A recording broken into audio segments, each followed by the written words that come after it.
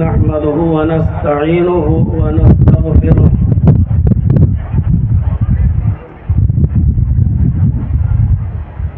ونعوذ بالله من شرور أنفسنا ومن سيئات أعمالنا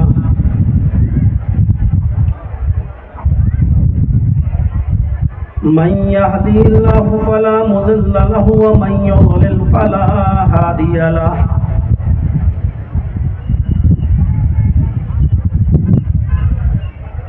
وأشهد أن لا إله إلا الله وحده لا شريك له وأشهد أن محمدا عبده ورسوله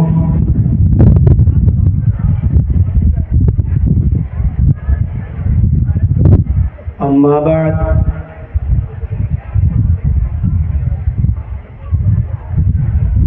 فإن خير الحديث كتاب الله وخير الهدي هدي محمد صلى الله عليه وسلم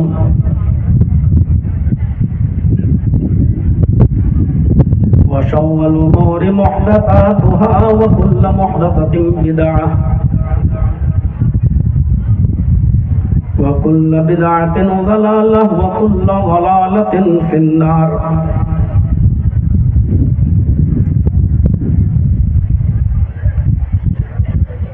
أعوذ بالله من الشيطان الرجيم.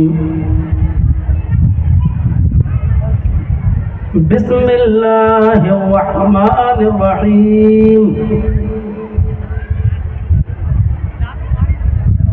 إلا الذين آمنوا وعملوا الصالحات فلهم أجر غير ممنون.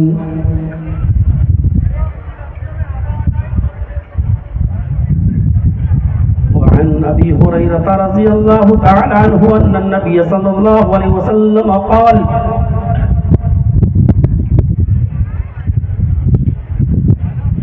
الإيمان بضع وسبعون شعبة فأفضلها قول لا إله إلا الله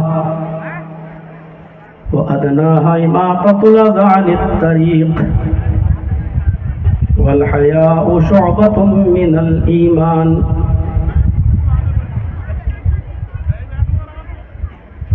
رب اشرح لي صدري ويسر لي أمري واحلل عقدة من لساني يفقهوا قولي.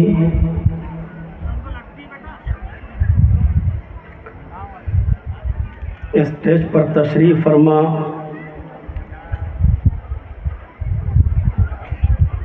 نہایت ہی موقر و معزز علماء کرام، بالخصوص فضیلت الشیخ عبدالقدوس عمری حفظہ اللہ، امیر صوبائی جمعیت اہل حدیث مدھیہ پردیش، جلسہ کمیٹی کے انتہائی محترم اراکین و ممبران،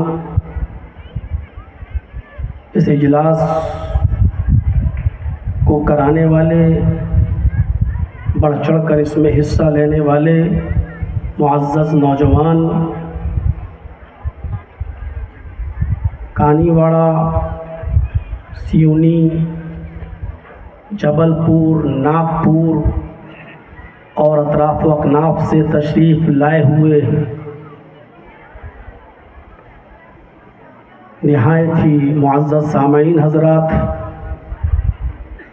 پردہ نشین اسلامی خواتین، پیاری ماں اور بہنوں، قوم و ملت کے لائق ور نوجوانوں، مستقبل کے ہونہار عزیز بچوں، آپ کے اس دیار میں میری کوئی یہ پہلی آمد نہیں ہے. اس سے پہلے بھی میں کئی مرتبہ یہاں آ چکا ہوں. یہ الگ بات ہے کہ اس مرتبہ آنے میں وقفہ کچھ طویل ہو گیا آتے ہی میں صبح 5:40 پر مجھے آنا تھا اپنی ٹرین سے جبل پور، وہ بیفور پہنچ گئی۔ عبدالقدیر صاحب کجو بھائی انہوں نے مجھے وہاں ریسیو کیا جبل پور سے، پھر اپنے گھر ناشتہ کرایا، تھوڑا آرام کیا اور 11:30 بجے وہاں سے نکلا اور پھر سیونی میں علیم بھائی کے ہاں رکا۔ ان کے ہاں دوپہر میں کھانا وغیرہ تناول فرمایا اور تقریباً 6-6:30 بجے کے آس پاس آپ کے علاقے کے مشہور ادارہ فیض العلوم کی زیارت کی، پہنچا۔ آپ کے اس علاقے کا وہ محبوب ادارہ ہے، بلکہ اس صوبے کا وہ مشہور ادارہ ہے جس ادارے کے اندر کبھی مولانا صفی الرحمن صاحب مبارک پوری رحمۃ اللہ علیہ بھی پڑھایا کرتے تھے، اور آج وہ ایک ننھا سا پودا، ایک تناور درخت بن چکا ہے۔ اللہ رب العالمین اس ادارے کو دن دونی اور رات چوگنی ترقی عطا فرمائے، حاسدین کے حسد سے بچائے۔ اس ادارے سے فارغ ہونے والے طلباء ملک کے مختلف علاقوں میں دینی خدمات انجام دے رہے ہیں، اور اس میں کوئی شک نہیں کہ ادارہ ہمارے اور آپ کے تعاون سے ہی چلتا ہے۔ اس وقت مدارس اسلامیہ کا کیا حال ہے وہ ہم اور آپ دیکھ رہے ہیں۔ اگر ہم نے ان اداروں سے اپنا تعاون روک لیا تو ایک دن ہمارے اس ملک سے عربی کا بھی وہی حال ہوگا جو اردو کا ہوا ہے۔ جس طریقے سے اردو کا جنازہ نکلا، کہیں عربی کا بھی جنازہ نہ نکل جائے۔ اس لیے میری آپ سے گزارش ہے، اور انتہائی مؤدبانہ گزارش ہے، اور دل کے درد کے ساتھ یہ گزارش ہے کہ جامعہ فیض العلوم کے طلباء اپنے کپڑے لے کر، چادریں لے کر کھڑے رہیں گے۔ آپ سے میری گزارش یہ ہے کہ جب آپ یہاں سے جائیں تو اس ادارے کا زیادہ سے زیادہ تعاون فرمائیں۔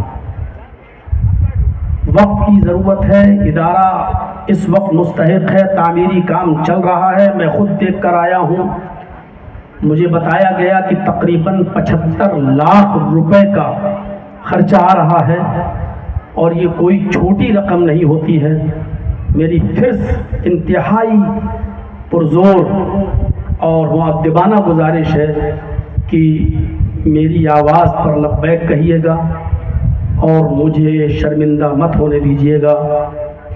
میں بہت جلدی کسی ادارے کے تعاون کی اپیل نہیں کرتا ہوں، لیکن اس ادارے کی زیارت کر کے آیا ہوں، دیکھ کر آیا ہوں، کام چل رہا ہے۔ بچوں کے ساتھ میری فوٹو بھی کھینچی گئی ہے اور وہاں کے اساتذہ سے ملاقاتیں بھی ہوئی ہیں۔ اس لیے میری پرزور اپیل ہے کہ اس ادارے کا زیادہ سے زیادہ تعاون فرمائیں۔ انشاءاللہ اللہ تعالیٰ آپ کو اس کا پورا اجر عظیم عطا فرمائے گا۔ وقت بہت تیزی کے ساتھ گزر گیا۔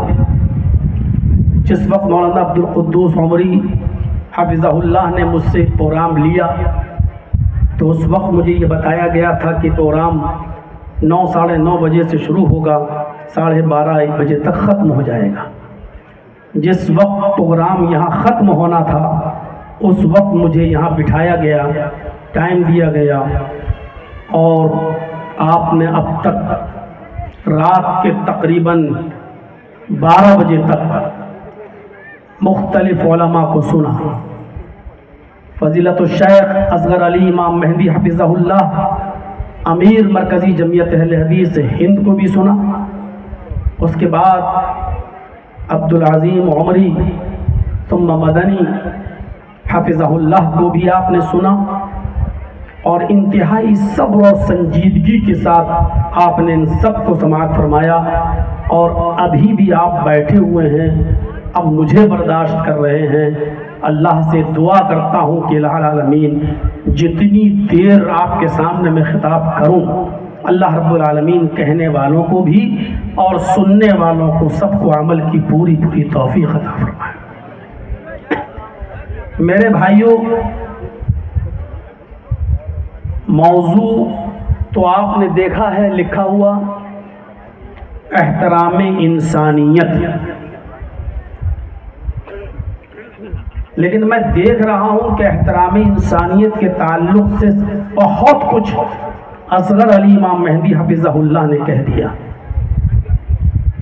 اور اسی سے ملتا جلتا ٹاپک سیرت طیبہ کی روشنی میں عبدالعظیم عمری حفظہ اللہ نے بھی آپ کے سامنے اٹھایا۔ اس لیے ان دونوں خطاب کو سننے کے بعد، یہاں آنے کے بعد میں نے اپنے موضوع کو تھوڑا سا چینج کر دیا ہے۔ مجھے جو لوگ بھی میرے روم میں آئے اور ملاقاتیں کی، انہوں نے مجھے بتایا کہ تھوڑا سا آپ معاشرے میں جو ایک سنگین برائی چل رہی ہے، اس برائی کی طرف بھی اشارہ کر دیں۔ تو پھر بہت سوچ سمجھ کر میں نے قرآن کریم کی اس آیت کو پڑھا اور اس کے ساتھ اس حدیث کو میں نے آپ کے سامنے پڑھا۔ قرآن کی آیت میں اللہ تبارک و تعالیٰ نے اہل ایمان کا ذکر کیا ہے اور یہ فرمایا ہے کہ إِلَّا الَّذِينَ آمَنُوا وَعَمِلُوا الصَّالِحَاتِ فَلَهُمْ أَجْرٌ غَيْرُ مَمْنُونٍ، جو ایمان لائے اور جنہوں نے صالح عمل کیے۔ ایک بات یاد رکھیے گا، اللہ تعالیٰ نے خالی عمل کرنے کے لیے کہیں نہیں کہا ہے، جہاں پر بھی عمل کہا ہے وہاں عمل کے ساتھ عمل صالح کی شرط لگا دی، ورنہ اچھے عمل تو غیر مسلم بھی کرتے ہیں۔ کیا مئی اور جون کی گرمیوں میں اسٹیشنوں پر پانی نہیں پلاتے ہیں؟ کیا پیاؤ نہیں کھولتے ہیں؟ میں بامبے گیا اپنے کچھ رشتہ داروں کو لے کر، کینسر کے مریض تھے، ان کا علاج ٹاٹا میموریل ہاسپٹل میں کرایا۔ میں نے دیکھا کہ غیر مسلم لوگ کتنا تعاون کرتے ہیں۔ کوئی ٹرک بھر کے کھانا لا رہا ہے، مریضوں کو دے رہا ہے، کوئی ٹرک بھر کے فروٹس لاتا ہے، مریضوں کو دے رہا ہے۔ کچھ لوگ غریب اور مجبور لوگوں کو ڈھونڈ ڈھونڈ کر تلاش کر کر کے ان کو چیک کاٹ کے دے دیتے ہیں، لیجیے آپ اپنا علاج کرائیے، 2 لاکھ کا، 3 لاکھ کا، 4 لاکھ کا، 5 لاکھ تک کا چیک دے رہے ہیں۔ کیا یہ اچھا کام نہیں ہے؟ یہ اچھا کام تو ہے، اور ان کام کے کرنے والوں کو دنیا میں اللہ رب العالمین اس اجر سے نوازے گا بھی، لیکن آخرت میں ان کو کچھ نہیں ملے گا، کیونکہ اچھے کام تو انہوں نے کیا ہے لیکن وہ ایمان سے خالی ہے۔ ہمارے پاس ایمان ہے لیکن عمل صالح ہے۔ ابھی دیکھ لیجئے گا، تقریر ختم ہوتے ہی کتنے نوجوان لڑکے دوڑتے ہوئے آئیں گے اور چرچی صاحب کو اپنے موبائل میں کھینچیں گے، سیلفی لیں گے، فوٹو لیں گے اور دکھائیں گے لوگوں کو، دیکھیے چرچی صاحب سے ملاقات کر کے آئے ہیں، فلاں صاحب سے ملاقات کر کے آئے ہیں، میری پہنچ یہاں تک ہے۔ یہ ہے، ابھی قربانی کا مہینہ آ رہا، دیکھیے گا 25-30 ہزار کا بکرا خریدیں گے، اس کا فوٹو کھینچیں گے اور واٹس ایپ گروپ پر اور فیس بک پہ ڈالنا شروع کر دیں گے، میں نے 30 ہزار کا بکرا خریدا ہے، دعا کرنا اللہ ہماری قربانی کو قبول فرمائے۔ اب کیا قبول فرمائے جب تو نے ریا نمود کر کے اس کی قیمت تک بتا دی۔ عمرہ کرنے گیا، احرام پہنے ہوئے، خانہ کعبہ کے سامنے کھڑے ہو کے سیلفی کھینچی، کھچ اور ڈال دیا فیس بک پر اور واٹس ایپ گروپ پر، اللہ نے مجھے عمرے کی توفیق دی، دعا کرنا اللہ میرے عمرے کو قبول کر لے۔ ارے بے غیرت، جتنی دعا تو فیس بکیوں سے کروا رہا ہے واٹس ایپ گروپ میں، اگر وہیں خانہ کعبہ کا گلاف پکڑ کر رو رو کر اللہ سے مانگا ہوتا اور اپنے گناہوں کی مغفرت طلب کی ہوتی تو اللہ تجھے معاف کر دیتا۔ تو ریا نمود اور دکھاوے کے طور پر فوٹو کھینچ کے کچھ اللہ نے مجھے عمرے کی توفیق دی، دعا کرنا اللہ تعالیٰ میرے عمرے کو قبول فرمائے۔ رمضان میں 10 آدمیوں کا بھی روزہ افطار کرا رہے ہیں تو افطار میں کیا کیا کھلا رہے ہیں وہ پورے آئٹم کا ویڈیو بن کر گروپ میں ڈالا جا رہا ہے، شیئر کیا جا رہا ہے۔ آج ہم نے 50 لوگوں کو افطار کرایا، ماشاءاللہ اچھے سے اچھا کھانا کھلایا، اچھے سے اچھا افطار میں سامان رکھا۔ دعا کرنا اللہ تعالی ہمارے افطار پارٹی کو، ہمارے افطار کرانے کو قبول فرمائے۔ بے غیرت ریا اور نمود تو کر رہا ہے، اب تو سوچتا ہے کہ اللہ کے ہاں تجھے ثواب ملے گا ان سب چیزوں کا۔ ان اللہ لا ينظر الى اجسامکم ولا الى صورکم ولکن ينظر الى قلوبکم۔ اللہ رب العالمین تمہارے جسموں کی طرف نہیں دیکھتا کہ تم کتنے باڈی بلڈر ہو، تمہارا سینہ کتنا چوڑا ہے۔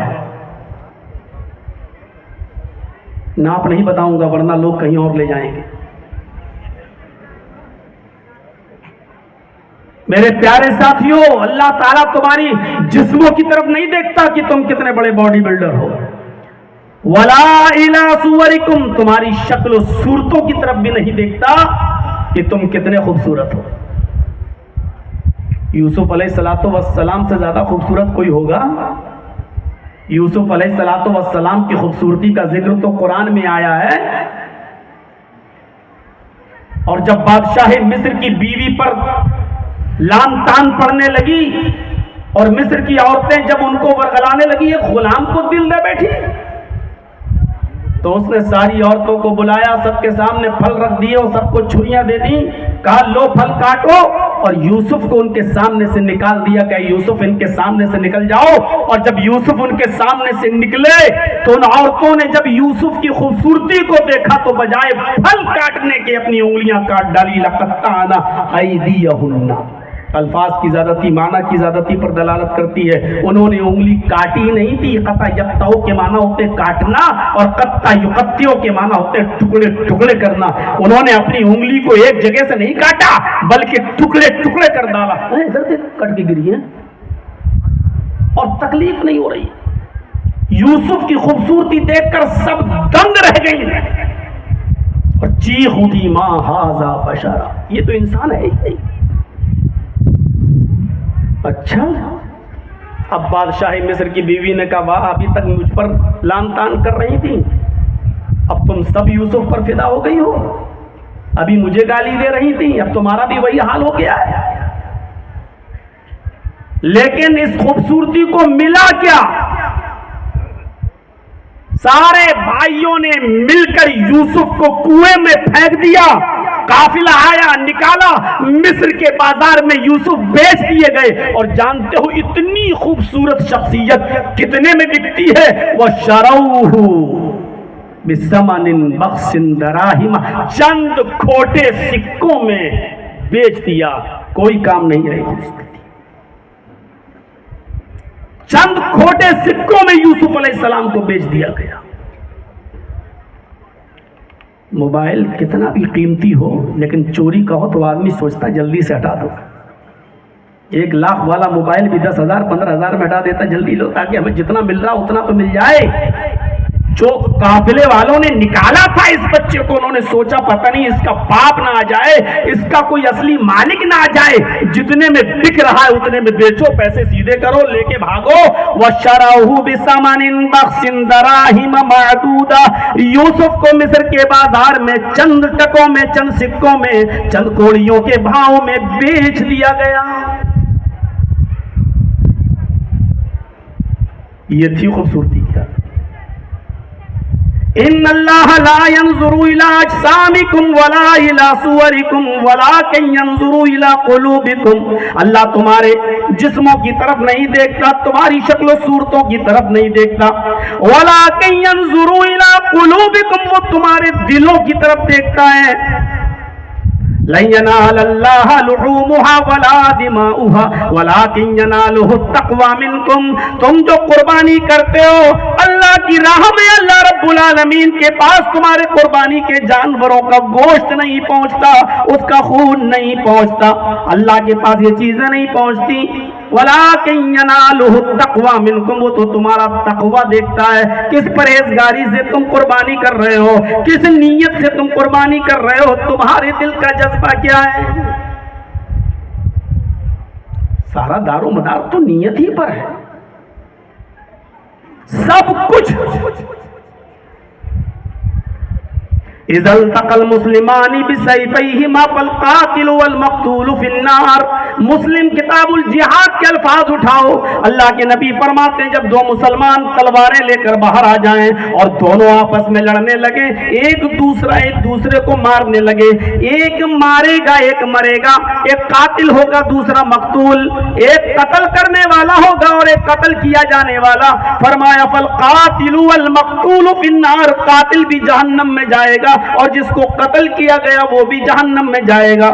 ھذا القاتل فما بال المقتول یا رسول اللہ. صحابہ نے کہا اللہ کے رسول قاتل کو جہنم میں جانا چاہیے, مقتول کیوں جہنم میں جائے گا؟ وہ تو مارا گیا, وہ تو قتل کیا گیا, وہ بیچارہ کیوں جہنم میں جائے گا؟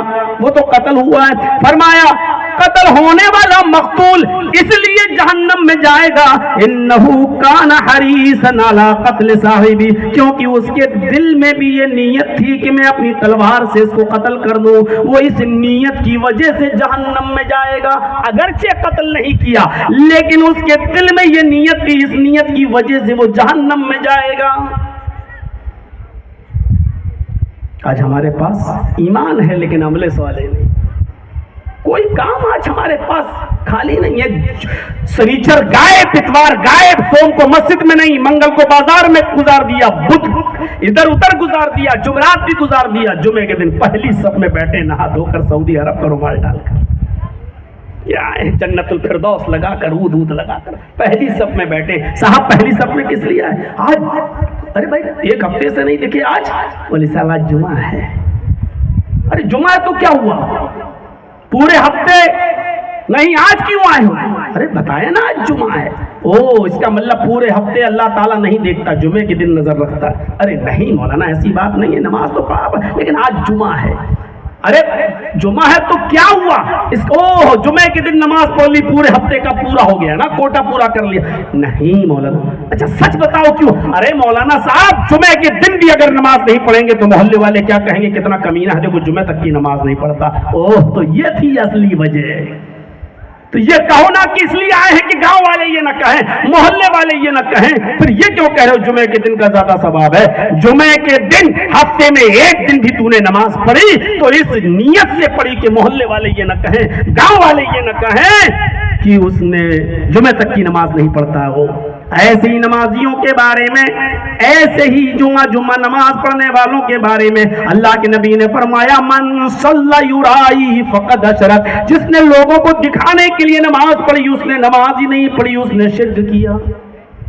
یہ نماز شرک ہو گئی. اب تم اللہ کے سامنے تھوڑی جھک رہے ہو, گاؤں والوں کے سامنے جھک رہے ہو, محلے والوں کے سامنے جھک رہے ہو. قربانی کا بکرا ہم تب خریدیں گے جب میرا پڑوسی لے کر آئے گا. اگر وہ 20,000 کا لایا تو 22,000 کا لائیں گے. ہماری ناک سماج میں کٹنی نہیں چاہیے. اس نیت سے ہم قربانی کے جانور کو لانے میں ڈیلے کر رہے ہیں تاکہ ہمارا بکرا پڑوسی کے بکرے سے زیادہ تندرست ہو. کہاں گیا خلوص, کہاں گئی للہیت, کہاں گئی خشیت, کہاں گیا خوف خدا؟ میرے پیارے ساتھیوں, الا الذین آمنوا وعملوا الصالحات, ایمان بھی ضروری ہے اور عمل صالح بھی ضروری ہے. ہمارے پاس ایمان تو ہے لیکن عمل صالح نہیں ہے. ایمان اور عمل صالح دونوں لازم و ملزوم ہیں. جیسے موبائل کے لیے سم اور سم کے لیے موبائل. جرجیت صاحب ایک فون خرید لیں ایپل کا 1,00,000 روپے کا, اور خریدنے کے بعد کان میں لگا کے کہیں ہیلو ہیلو, ہاں ارے میرے بھائی سعودیہ سے بات کر, ہیلو ہیلو. کمپنی کے پاس جائیے ایپل, ارے صاحب 1,00,000 کا فون لیا میں نے, یہ تو میری آواز ہی نہیں جا رہی ہے وہاں پر, میرا بھائی سن ہی نہیں رہا ہے. اب اس نے کہا ایک بھائی 1,00,000 کا موبائل لیا ہوا تو کیا وہ اس میں سم تو ڈالو, سم تو ہے ہی نہیں. سم کی ضرورت پڑے گی تب 1,00,000 کا موبائل لینے کی ضرورت کیا ہے؟ پھر 1,50,000 کا 1,00,000 کا موبائل پھر کیوں دیا تم نے؟ جب اتنا مہنگا موبائل دیا پھر بھی آواز نہیں جا رہی تو پکڑو, ہٹو. اچھا سم ضروری ہے, ہاں اب آپ نے سم خرید لی 200-300 روپے کی, 5,000 10,000 روپے بیلنس بھی ڈلوا لیا اس میں. اب اس سم کو کان میں لگا کے کہو ہیلو ہیلو, آپ کی آواز نہیں جائے گی. اب سم والے سے کہیے صاحب اس میں تو 10,000 روپے بیلنس بھی پڑا ہوا پھر بھی آواز نہیں جا رہی ہے. وہ کہے گا کون سے پاگل کھانے سے چھوٹ کے آ رہے ہو, इस सिम को मोबाइल में तो डालो, 10,000 रुपए का बैलेंस डालने के बाद भी इसको मोबाइल में डालना पड़ेगा। मेरे भाइयों, जिस तरीके से मोबाइल के लिए सिम जरूरी है और सिम के लिए मोबाइल जरूरी है, बगैर सिम के मोबाइल अधूरा और बगैर मोबाइल के सिम अधूरी, दोनों ही एक दूसरे के लिए लाजिम और मलजूम है। इसी तरीके से ईमान भी और अमले स्वाले भी दोनों भी लाजिम और मलजूम है। हमने ईमान तो कबूल कर लिया, ईमान तो है हमारे पास, लेकिन अमले स्वाले नहीं है तो बेकार। हम अमले स्वाले ही कर रहे हैं, अच्छे से अच्छा काम कर रहे हैं, गरीबों को खिला रहे हैं, पिला रहे हैं, पानी भी दे रहे हैं, खाना भी दे रहे हैं, मरीजों की इयादत भी कर रहे हैं, मरीजों का ख्याल भी रख रहे हैं, लेकिन ईमान नहीं है मेरे पास, तो ये भी बेकार। दोनों चीजें हमारे लिए जरूरी होनी चाहिए। और ऐसे ईमान वालों के लिए अल्लाह ताला ने फरमाया, इल्लल्लज़ीना आमनू व अमिलुस्सालिहाति फलहुम अजरुन गैरु ममनून। जो लोग ईमान लाए और जिन लोगों ने सालेह और नेक अमल किए, फलहुम अजरुन गैरु ममनून, उनके लिए कभी खत्म न होने वाला अज्र है, उनके लिए कभी न खत्म होने वाला सवाब अज्र है, बदला है। ऐसा इनाम जो कभी खत्म नहीं होगा, लेकिन उसके लिए शर्त क्या है? ईमान भी होना चाहिए और अमले सालेह भी होना चाहिए। अब ईमान क्या है? ईमान का मौजू बहुत वसी है। मैं पूरे ईमान के मौजू पर ही गुफ्तगू नहीं करूंगा, क्योंकि मुझे उन लोगों की बात को भी मानना है जिन लोगों ने पर्सनल तौर पर मुझसे आकर कहा कि ये भी बोलना, ये भी बोलना, ये भी बोलना, गोया कि खिचड़ी सी पकवाने के लिए कहा था। तो मेरे भाइयों, ईमान का मौजू तो बड़ा वसी है और ईमान की शाखाएं भी बहुत हैं। मैंने जो हदीस पढ़ी है उस हदीस को मैं पढ़ देता हूं और उसमें 3 चीजों का जिक्र किया गया है। मुझे उम्मीद है कि इन 3 चीजों को बताते हुए हमारा वक्त भी हो जाएगा। वअन अबी हुरैरा रज़ियल्लाहु तआला अन्हु अन नबी सल्लल्लाहु अलैहि वसल्लम क़ाल अल ईमान बिज़ुन व सबून शुअबतन। हजरत अबू हुरैरा फरमाते हैं कि अल्लाह के नबी सल्लल्लाहु अलैहि वसल्लम ने फरमाया, ईमान की 70 से ज्यादा शाखाएं हैं। यहाँ 70 से ज्यादा कहने का मकसद कसरत है, यहाँ क्वांटिटी नहीं है, यहाँ मिक़दार मुतय्यन नहीं है, बल्कि ये बताना मकसद है कि ईमान की बहुत ज्यादा शाखाएं हैं, बहुत ज्यादा ब्रांचेस हैं ईमान। जैसे कभी कभी हम लोग अपनी मादरी जबान में बोलते हैं, ठीक से रहो वरना लगाऊंगा भी 50 जूते तुम्हारे। तो 50 जूते लगाने का मतलब ये थोड़ी कि कोई गिनती का लगाएगा 1 2 3, मतलब ये है कि मैं बहुत ज्यादा मारूंगा भी। सही से रहो ना, मारूंगा भी, 50 जूते लगाऊंगा नहीं, बहुत ज्यादा मारूंगा। तो ये कसरत मुराद ली जाती है। इसी तरीके से यहाँ कसरत मुराद ली गई है। ईमान की बहुत सी शाखाएं हैं, 70 से ज्यादा शाखाएं, मतलब बहुत सी शाखाएं हैं। लेकिन इस हदीस के अंदर अल्लाह के नबी ने ईमान की 3 शाखाओं का जिक्र किया है, एक सबसे अफजल, एक सबसे अदना और एक बीच में। उन तीनों चीजों को देख लीजिए। अफजलुहा कौलु ला इलाहा इल्लल्लाह, ईमान की अफजल शाख, ईमान की सबसे अफजल ब्रांच क्या है? ला इलाहा इल्लल्लाह कहना। अपनी जबान से ला इलाहा इल्लल्लाह कह दो। सिर्फ कह देना ही नहीं है, ला इलाहा इल्लल्लाह के मुतालबात को भी पूरा करना, उसके तकाज़ों को पूरा करना भी जरूरी है, वरना ला इलाहा इल्लल्लाह कौन नहीं कह रहा है। आज मुसलमानों में 72 73 फिरके जो वजूद में आ गए, कोई ऐसा नहीं है जो ये ना कहता हो ला इलाहा इल्लल्लाह। सब इस बात के कायल, ला इलाहा इल्लल्लाह कौन नहीं कहता है। मन क़ाल ला इलाहा इल्लल्लाह दखल अल जन्नह, जिसने ला इलाहा इल्लल्लाह कहा वो जन्नत में दाखिल होगा, सिर्फ कह देने से। मन कान आखिरु कलामिही ला इलाहा इल्लल्लाह दखल अल जन्नह, जिस आदमी की जबान से आखिरी जुमला ला इलाहा इल्लल्लाह निकला और उसके बाद वो मर गया, वो जन्नत के अंदर जाएगा। यानी जिसकी जबान से जुमला ही ला इलाहा इल्लल्लाह आखिरी था, उसके बाद उसको कुछ कहने का मौका नहीं मिला और उसकी रूह निकल गई, वो जन्नती है। मतलब لا الہ الا اللہ کے تقاضوں کو پورا کرتے ہوئے اور یہ زبان سے نکلا توحید پر مرا تو وہ آدمی بھی جنت کے اندر جائے گا. من مات لا یشرک باللہ شیئا دخل الجنہ, جو اس حال میں مرا کہ اللہ کے ساتھ کسی کو شریک نہیں کرتا تھا وہ جنت کے اندر داخل ہوگا. یعنی لا الہ الا اللہ کے تقاضوں کو پورا کرنا. انسان کو یہ جاننا چاہیے کہ لا الہ الا اللہ کا مطلب صرف لا الہ الا اللہ یعنی اللہ کے علاوہ کوئی معبود نہیں, یہ تسلیم کرنا ہے. لا الہ الا اللہ یعنی لا معبود الا اللہ, لا الہ الا اللہ یعنی لا مسجود الا اللہ, لا الہ الا اللہ یعنی لا مقصود الا اللہ, لا الہ الا اللہ یعنی لا مطلوب الا اللہ. یہ سارے معنی اس لا الہ الا اللہ میں شامل ہے. لا الہ الا اللہ, اللہ کے علاوہ کوئی الہ نہیں, یعنی لا الہ الا اللہ لا معبود الا اللہ, اللہ کے علاوہ کوئی معبود نہیں. لا الہ الا اللہ یعنی لا مسجود الا اللہ, اللہ کے علاوہ کوئی سجدہ کرنے کے لائق نہیں کہ جس کو سجدہ کیا جائے. لا الہ الا اللہ یعنی لا مطلوب الا اللہ, لا الہ الا اللہ یعنی اللہ کے علاوہ ہمارا کوئی مطلوب نہیں. یہ چیز شامل ہونی چاہیے. لا الہ الا اللہ اے لا مقصود الا اللہ, اللہ کے علاوہ ہمارا کسی اور کی طرف کوئی قصد نہیں. یہ ساری چیزیں اس کے اندر شامل ہیں. لا الہ الا اللہ کا مطلب یہ ہوتا ہے, میرے پیارے ساتھیوں غور سے سنیے گا کہ یہ کلمہ یہ عقیدہ رکھنا کہ اس کلمے کو 80 سال تک ایک انسان بڑھاپے تک اس کو جو ہے گناہ کرتا رہا, شرک میں مبتلا رہا اور کفر میں مبتلا رہا, لیکن 80 سال میں ہزاروں بیماریوں میں مبتلا ہو گیا, لیکن مرنے سے پہلے اس کی زبان سے کلمہ ادا ہو گیا لا الہ الا اللہ, تو یہ 80 سال کا بوڑھا بھی اب جنتی ہو گیا. کیوں؟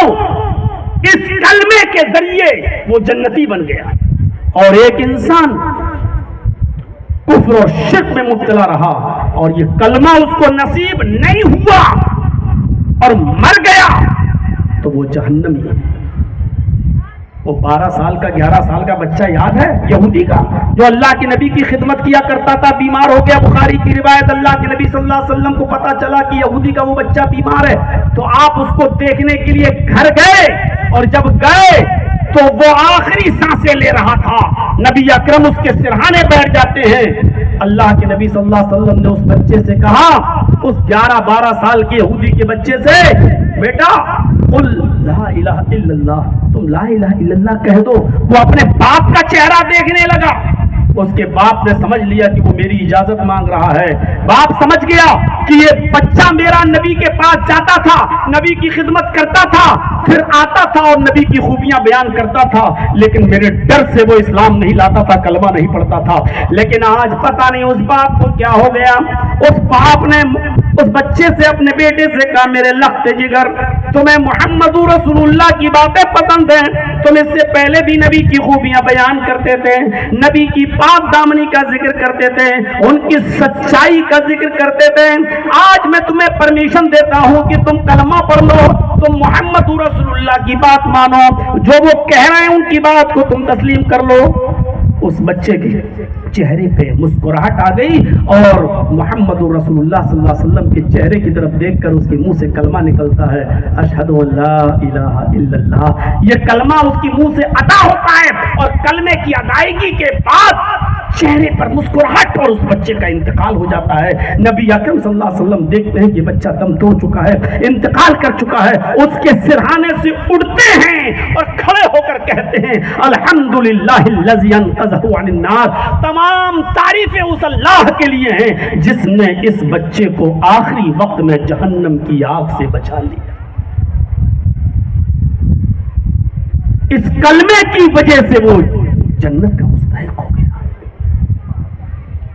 سیرت کی کتابیں پڑھیں, زاد المعاد علامہ ابن قیم کی پڑھیں, صفی الرحمان صاحب مبارک پوری رحمت اللہ علیہ کی کتاب الرحیق المختوم پڑھیں, اور اس منظر پر آئیں کہ جب اللہ کے نبی صلی اللہ علیہ وسلم نے خیبر کا محاصرہ کر لیا اور چاروں طرف سے اس قلعے کو گھیر لیا, خیبر کا محاصرہ کرتے ہوئے گھیر لیا, اس وقت اس قلعے کا ایک چرواہا یہودی جس کا نام اسود تھا، کئی لوگوں کی بکریاں لے کر جنگل میں چرانے کے لیے گیا ہوا تھا۔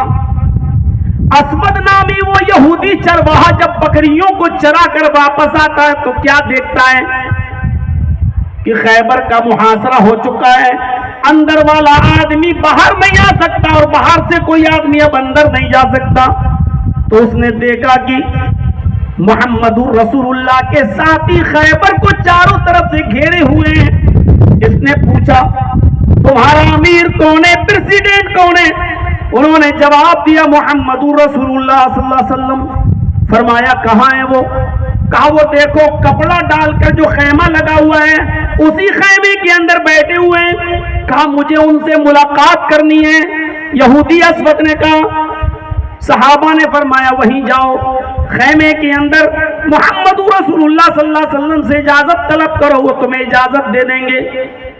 اس نے نام تو پہلے سے سن رکھا تھا لیکن سوچ رہا تھا کہ ایسے کیسے ملاقات ہو جائے گی، اتنا فیمس، اتنا مشہور، اور صحابہ جس کی عزت اتنی زیادہ کرتے ہو، ایسے شخص سے اتنی آسانی کے ساتھ ملاقات کیسے ہو جائے گی؟ اس کے ذہن میں، اس کے تصور میں یہ تھا کہ بہت بڑا قائد ہے، لیڈر ہے، باڈی گارڈ لگے ہوں گے اور آسانی سے اس سے ملاقات نہیں ہو سکتی ہے۔ لیکن وہ خیمے کی طرف بڑھتا ہے، پردہ ہٹا کر دیکھتا ہے محمد رسول اللہ صلی اللہ علیہ وسلم کچی زمین پر چٹائی بچھا کر بیٹھے ہوئے ہیں۔ اسود نے کہا کیا آپ محمد ابن عبداللہ ہیں؟ آپ نے جواب دیا جی۔ فرمایا کیا میں اندر آ سکتا ہوں، مجھے ملنا ہے آپ سے؟ آپ نے کہا اندر آ جاؤ۔ جب وہ اندر جاتا ہے، خیبر کا رہنے والا، اس قلعے کا رہنے والا، وہ یہودی اسود بکریوں کا چرواہا جب اندر جاتا ہے تو کہنے لگتا ہے اے محمد ابن عبداللہ آپ کی دعوت کیا ہے؟ آپ نے اپنی دعوت بتائی، ایک اللہ کی عبادت کرو، جو مانگنا ہے اسی سے مانگو، اسی کو سجدہ کرو، اسی کو حاجت روا سمجھو، اسی کو مشکل کشا سمجھو۔ اچھا اگر ہم آپ کی دعوت پر لبیک کہتے ہیں تو ہمارے لیے کیا ہے؟ بخاری کے الفاظ، اللہ کے نبی نے فرمایا فَلَكَ الْجَنَّةُ، اگر میری دعوت پر لبیک کہتے ہو اور کلمہ پڑھ لیتے ہو تو تمہارے لیے جنت ہے۔ اس نے کہا اگر میں آپ کی دعوت کا انکار کر دوں، نہ مانوں تو کیا ہے؟ فرمایا فَلَكَ النَّارُ، تب تیرے لیے جہنم میں دوزخ کی آگ ہے۔ کہنے لگا ٹھیک ہے اے اللہ کے نبی صلی اللہ علیہ وسلم، میں اسلام لانے کو تیار ہوں۔ اور اسی جگہ پر کہتا ہے ہاتھی یدک ابایک علی الاسلام، اپنا ہاتھ بڑھائیے میں اسلام پر بیعت کرتا ہوں۔ اللہ کے نبی نے اپنا ہاتھ بڑھایا اور اس نے اسلام قبول کر لیا۔ اشہد ان لا الہ الا اللہ واشہد ان محمدا عبدہ ورسولہ۔ اب کہنے لگا اللہ کے نبی مجھے کوئی کام بتاؤ، ابھی تک تو میں خیبر کے یہودیوں کا، ان کی بکریوں کو جنگلوں میں لے جا کر چراتا ہوں، ان کو چرا برا کر کھلا پلا کر لاتا ہوں، یہ مجھے مزدوری دیتے ہیں، یہی میرا گزر بسر ہے، لیکن اب میں اسلام لایا، اب میں کیا کام کروں؟ فرمایا فلاں فلاں جگہ پر جہاد ہو رہا ہے، تم اسی جگہ پر چلے جاؤ، اسی میں شامل ہو جاؤ۔ کہنے لگا اللہ کے رسول ٹھیک ہے میں جا رہا ہوں، لیکن یہ بکریاں ان کے مالکوں کی ہیں۔ آپ نے فرمایا تو میں جس مشن پر میں بھیج رہا ہوں اس میں بعد میں جاؤ، پہلے ان بکریوں کو ان کے مالک کے حوالے کر دو۔ اگر ان بکریوں کو یہیں رہنے دیا اور ان کے مالکوں کے حوالے نہیں کیا، امانتیں ان کے سپرد نہیں کی جن کی ہیں، تو تمہارا اس مشن میں جانا بھی بیکار، شہادت کے باوجود تمہاری شہادت قبول نہیں ہوگی، تمہاری شہادت کو ریجیکٹ کر دیا جائے گا۔ اتنے عظیم مشن پر بھیج رہے ہیں لیکن پہلے حکم کیا دے رہے ہیں؟ پہلے بکریاں جن کی ہیں ان کے حوالے کر کے آؤ، امانتیں جن کی ہیں ان کے حوالے کر کے آؤ۔ یہ امانتوں میں خیانت کرنے والے صرف وہی نہیں ہے جنہوں نے یتیموں کا حق مارا ہے، پڑوسیوں کا حق مارا ہے،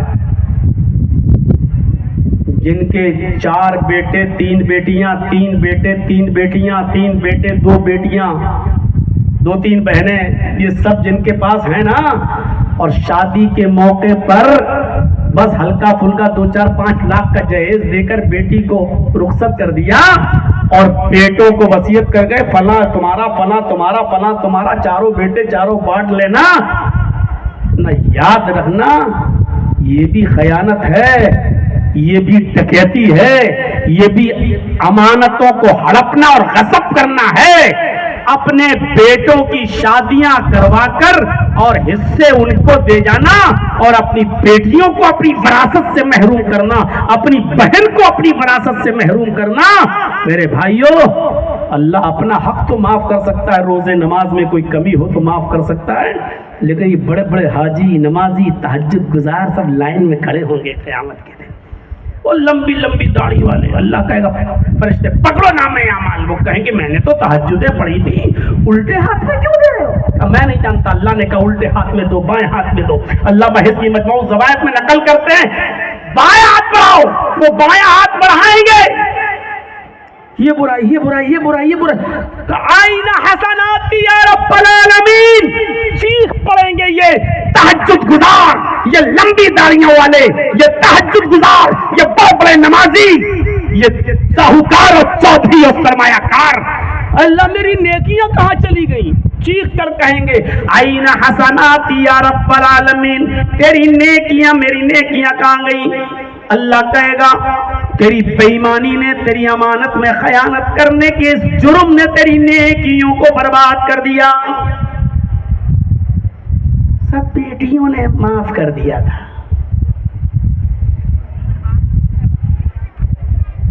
لاؤ ذرا پردے کی آڑ سے بات تو کراؤ کہ کون سی بیٹی ہے جو حق معاف کر رہی ہے۔ میں دو سال نہیں، تیسرے سال پہلے کی بات بتا رہا ہوں، آج سے تقریباً تیسرا سال، میں اب تو لکھنؤ میں رہ رہا ہوں، اٹاوا گیا، جمعہ پڑھانا تھا، جمعرات کے دن میں پہنچ گیا تھا اور وضو بنا رہا تھا، تو روز رمضان کا مہینہ چل رہا تھا، تو جیسی وضو بنا کر میں فارغ ہوا مسجد میں، تو ایک لڑکا، اچھی طرح جانتا ہوں میں اس کو، میرے ہی شہر کا تھا، اٹاوے کا، آ کے کہنے لگا مولانا ایک مسئلہ بتائیے۔ کیا؟ کہ یہ جو ابھی ہم نے کلا کیا وضو بناتے وقت ایسے، تو یہ پانی تھوڑا سا تو زبان میں رہ جاتا ہے نا، ایسے کون کرتا ہے؟ کلا کرتے وقت تو زبان پہ پانی تو چپک ہی جاتا ہے تھوڑا سا، تو اگر یہ پانی حلق کے ذریعے اندر چلا جائے، زبان کا چپکا ہوا پانی، تو اس سے روزے میں کوئی فرق پڑے گا؟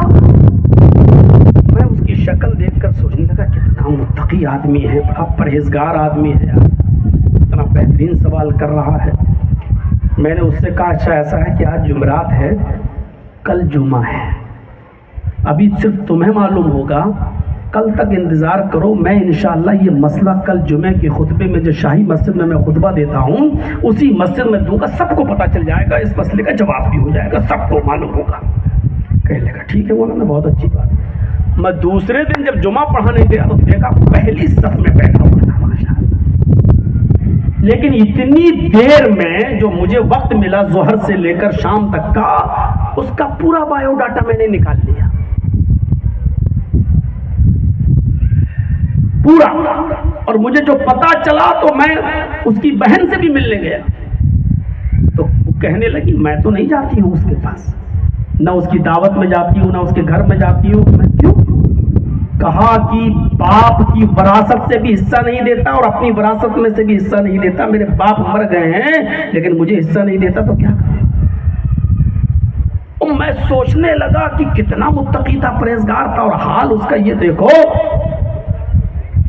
اب میں نے جمعے کے خطبے میں مسئلے کا جواب تو دے ہی دیا، بتا دیا کہ اس سے روزے پر کوئی فرق نہیں پڑتا، لیکن ساتھ میں نے یہ بھی کہہ دیا کہ ایسے ایسے لوگ مسئلہ پوچھنے آتے ہیں، یہ مسئلہ ایسا مسئلہ پوچھنے آتے ہیں جن کو بڑا متقی اور پرہیزگار سمجھا جاتا تھا، سمجھنے لگا تھا، لیکن حالت یہ ہے کہ وہ اپنی بیٹیوں کا، اپنی بہنوں کا حق مارے بیٹھے ہوئے ہیں، ان سے کیا امید رکھی جائے؟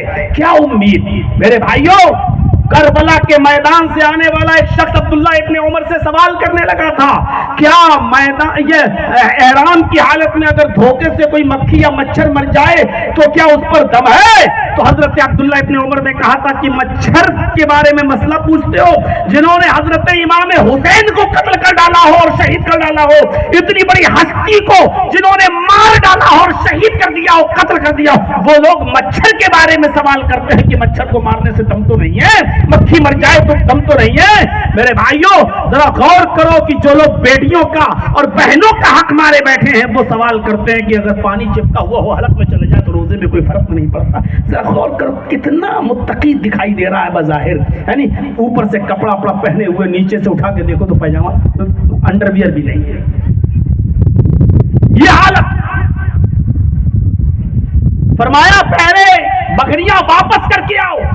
اللہ کے رسول صلی اللہ علیہ وسلم کو لوگوں نے مارنے کا پلان بنا لیا کہ آج سوئیں گے سب لوگ مل کر حملہ کر دیں گے. اللہ نے بتا دیا وحی کے ذریعے کہ آپ کے انتقال کی, آپ کو مارنے کی پلاننگ ہو چکی, لیکن لوگوں کی امانتیں رکھی ہوئی تھی آپ کے پاس. اس کے باوجود اللہ کے نبی صلی اللہ علیہ وسلم نے حضرت علی سے کہا, اے علی میری چادر اوڑھ کر تم بستر پہ سو جانا اور کل لوگوں کی امانتوں کو ان کے مالکوں کے حوالے کر کے پھر میرے پاس چلے آنا.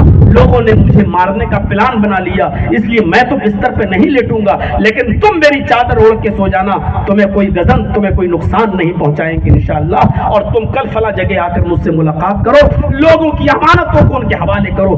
غور کرو, کافر مارنے کا پلان کر چکے ہیں, لیکن محمد رسول اللہ صلی اللہ علیہ وسلم اس کے باوجود لوگوں کی امانتوں کا خیال آپ کے پاس ہے. اور آپ جانتے ہیں کہ میرے بستر پر علی کا لیٹنا کتنا بڑا خطرے کا کام ہے. لوگ تو محمد سمجھ کر حملہ کریں گے اور علی میری چادر اوڑے ہوئے ہوں گے. ہو سکتا ہے کہ چادر منہ پہ ڈھک لیں اور وہ لوگ محمد رسول اللہ سمجھ کر آپ کو مار ڈالیں, لیکن اس خطرے کو بھی مول لے لیا. لیکن اس کے باوجود علی کو بستر پہ سلایا اور کہا کہ لوگوں کی امانتوں کو ان کے مالکوں کے پاس پہنچانا ضروری ہے. یہ ہوتا ہے امانت کا معاملہ. میرے بھائیوں ہم غور کریں, ارے دوسروں کی امانتوں پر تو قبضے کیے ہی ہیں, ہم نے اپنی بیٹیوں کے لیے کیا کیا ہے؟ اپنی بہنوں کو حق دیا ہے نہیں دیا؟ اس حمام میں ابھی بڑے سے بڑے چودھری اور سرمایہ دار بنگے نظر آئے. مولانا فارچونر دے تو دی بیٹی کا, یہ جہیز دے دینے سے بیٹی آپ کی وراثت سے محروم نہیں ہو جائے گی. یہ ڈھکوسلے تم نے خود پالے ہیں, 4 ویلر, بائک اور چیک اور یہ سب چیزیں آپ نے بنائی ہیں, لیکن لڑکیوں کو اور بہنوں کو وراثت کا حقدار محمد رسول اللہ صلی اللہ علیہ وسلم نے بنایا ہے. یہ معاف نہیں ہوگا. اسود نے کہا ٹھیک ہے میں جا رہا ہوں, اور جہاں تک وہ بکریوں کو لاتا تھا اور چھوڑ دیتا تھا اور جہاں سے بکریاں اپنے اپنے گھروں پہ چلی جاتی تھی, وہ اسود نے وہیں دروازے تک بکریوں کو چھوڑا اور بکریاں وہیں سے چھلانگ لگاتی ہوئی اپنے اپنے گھروں میں چلی گئی. اس کے بعد اللہ کے نبی صلی اللہ علیہ وسلم نے فرمایا, آئے اسود اب تم جنگ میں شریک ہو جاؤ. اسود جاتے ہیں میدان جنگ میں, لڑتے ہیں, اتنا لڑتے ہیں کہ لڑتے لڑتے خود شہید ہو جاتے ہیں. صحابہ کرام کو بڑا تعجب ہے, یہ کون آدمی آیا, لڑا اور شہید ہو گیا, اس کو میں دفناؤں یا کیا کروں؟ کچھ سمجھ میں نہیں آ رہا تھا. اللہ کے نبی جناب محمد رسول اللہ کو بلایا گیا کہ اللہ کے نبی ایک آدمی آیا ہے, ابھی جنگ میں شریک ہوا ہے, لڑا ہے اور شہید ہو گیا ہے, ہمیں معلوم نہیں کہ یہ کون ہے, ہم یہ بھی نہیں جانتے, ابھی پہچانتے بھی نہیں ہیں, اس کو دفنایا جائے یا اس کو اس کے مالکوں کے, اس کے وارثوں کے حوالے کیا جائے؟ آپ نے فرمایا تمہیں نہیں معلوم, اب یہ تھوڑی دیر پہلے اسلام لایا ہے, اپنی مالکوں کی بکریوں کو ان کے حوالے کر کے میدان جنگ میں آیا اور لڑتے ہوئے شہید ہو گیا. آئے میرے ساتھیوں, یہ وہ شخص ہے جس نے ایک وقت کی بھی نماز نہیں پڑھی, لیکن اللہ رب العالمین اس کو جنت دے گا, اللہ اس کو جنت میں داخل کرے گا, اس لیے کہ اس نے کلمہ پڑھ لیا ہے, اس لیے کہ اس نے ابھی اسلام قبول کر لیا ہے.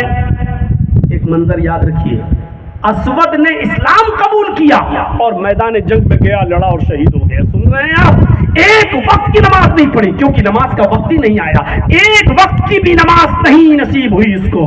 علامہ ابن القیم زاد المعاد میں لکھتے ہیں کہ ایک وقت کی بھی نماز نہیں پڑھی, لیکن چونکہ کلمہ پڑھ لیا تھا اس لیے کہا جا رہا ہے जन्नत के अंदर इस कलमे को देखा, अफजलुहा कौलु ला इलाहा इल्लल्लाह, ये कलमा इंसान को जन्नती बना देता है। एक तरफ इस मंजर को सामने रखिए कि इस कलमे को पढ़ने की वजह से ये शख्स जन्नत में जा रहा है जिसने एक वक्त की नमाज नहीं पढ़ी। और आइए अब एक दूसरा नक्शा दिखाकर दूसरी बात पे चलते हैं।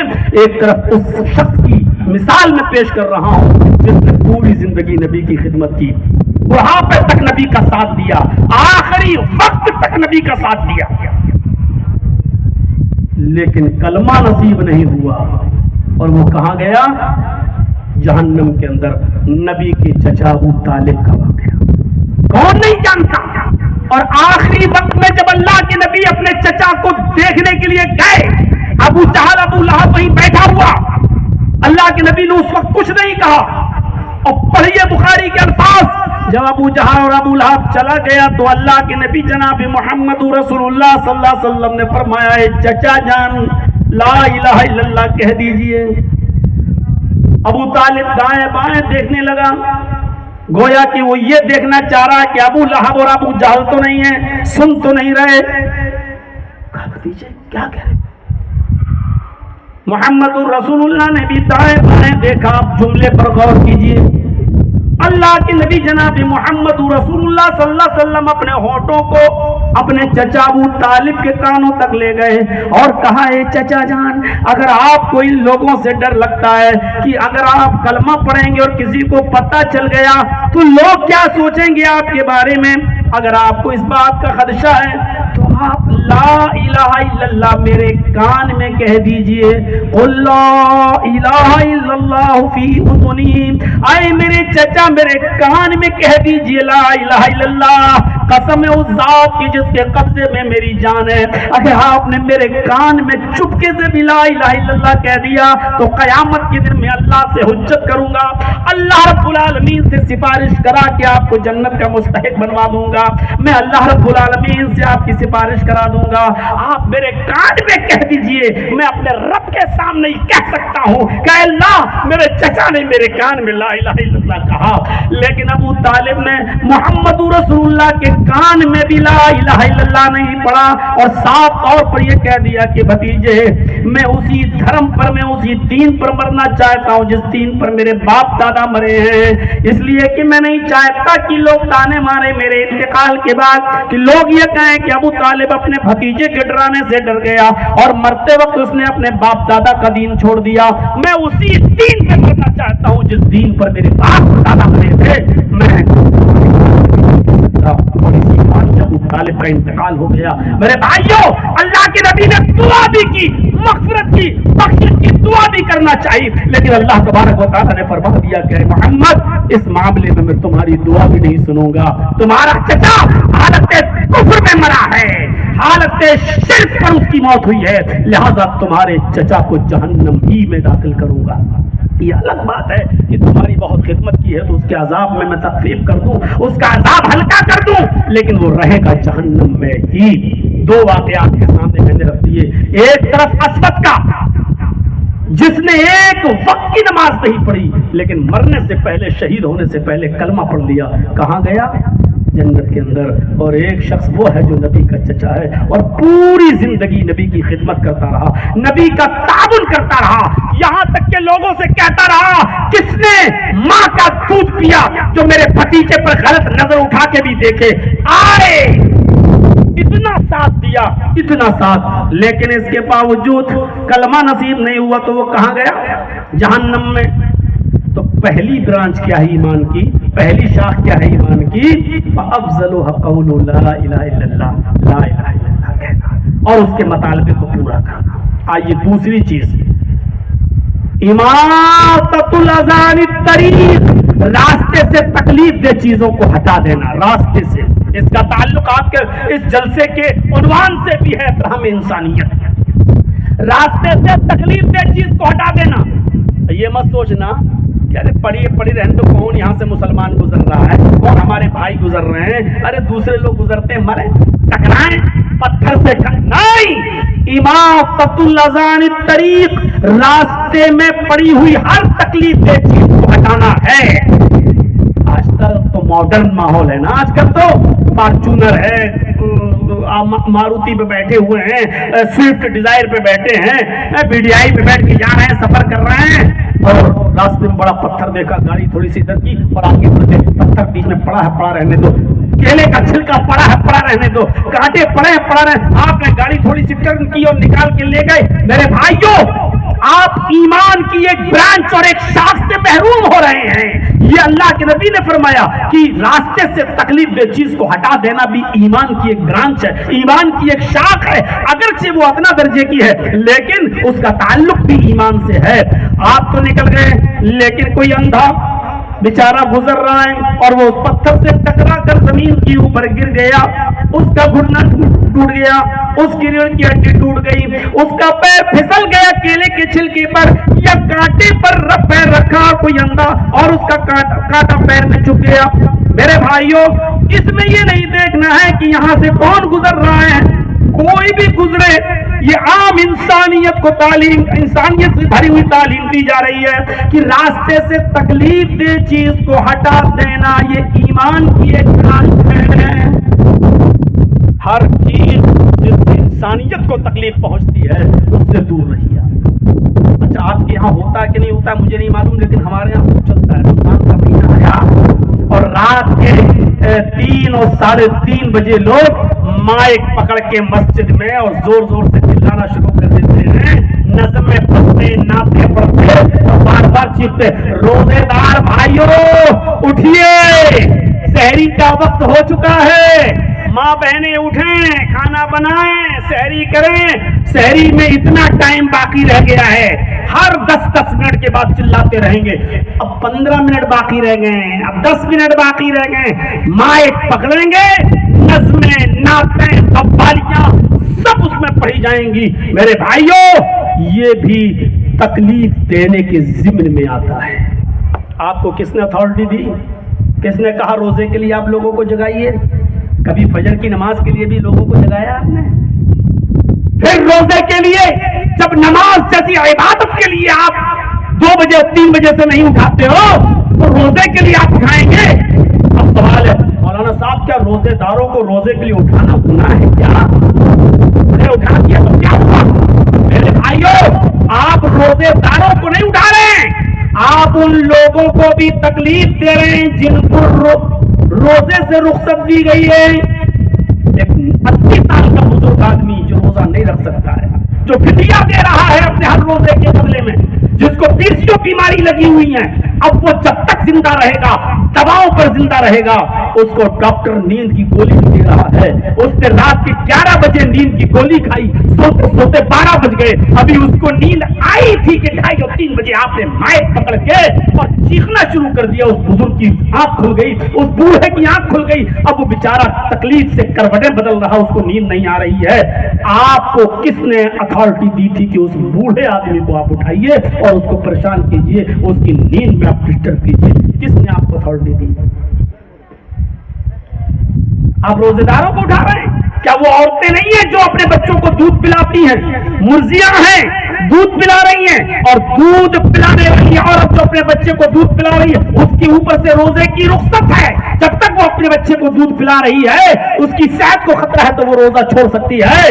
आप उसको भी परेशान कर रहे हैं और उसको भी आप उठा रहे हैं, ये भी तकलीफ देने के जिम्न में आता है।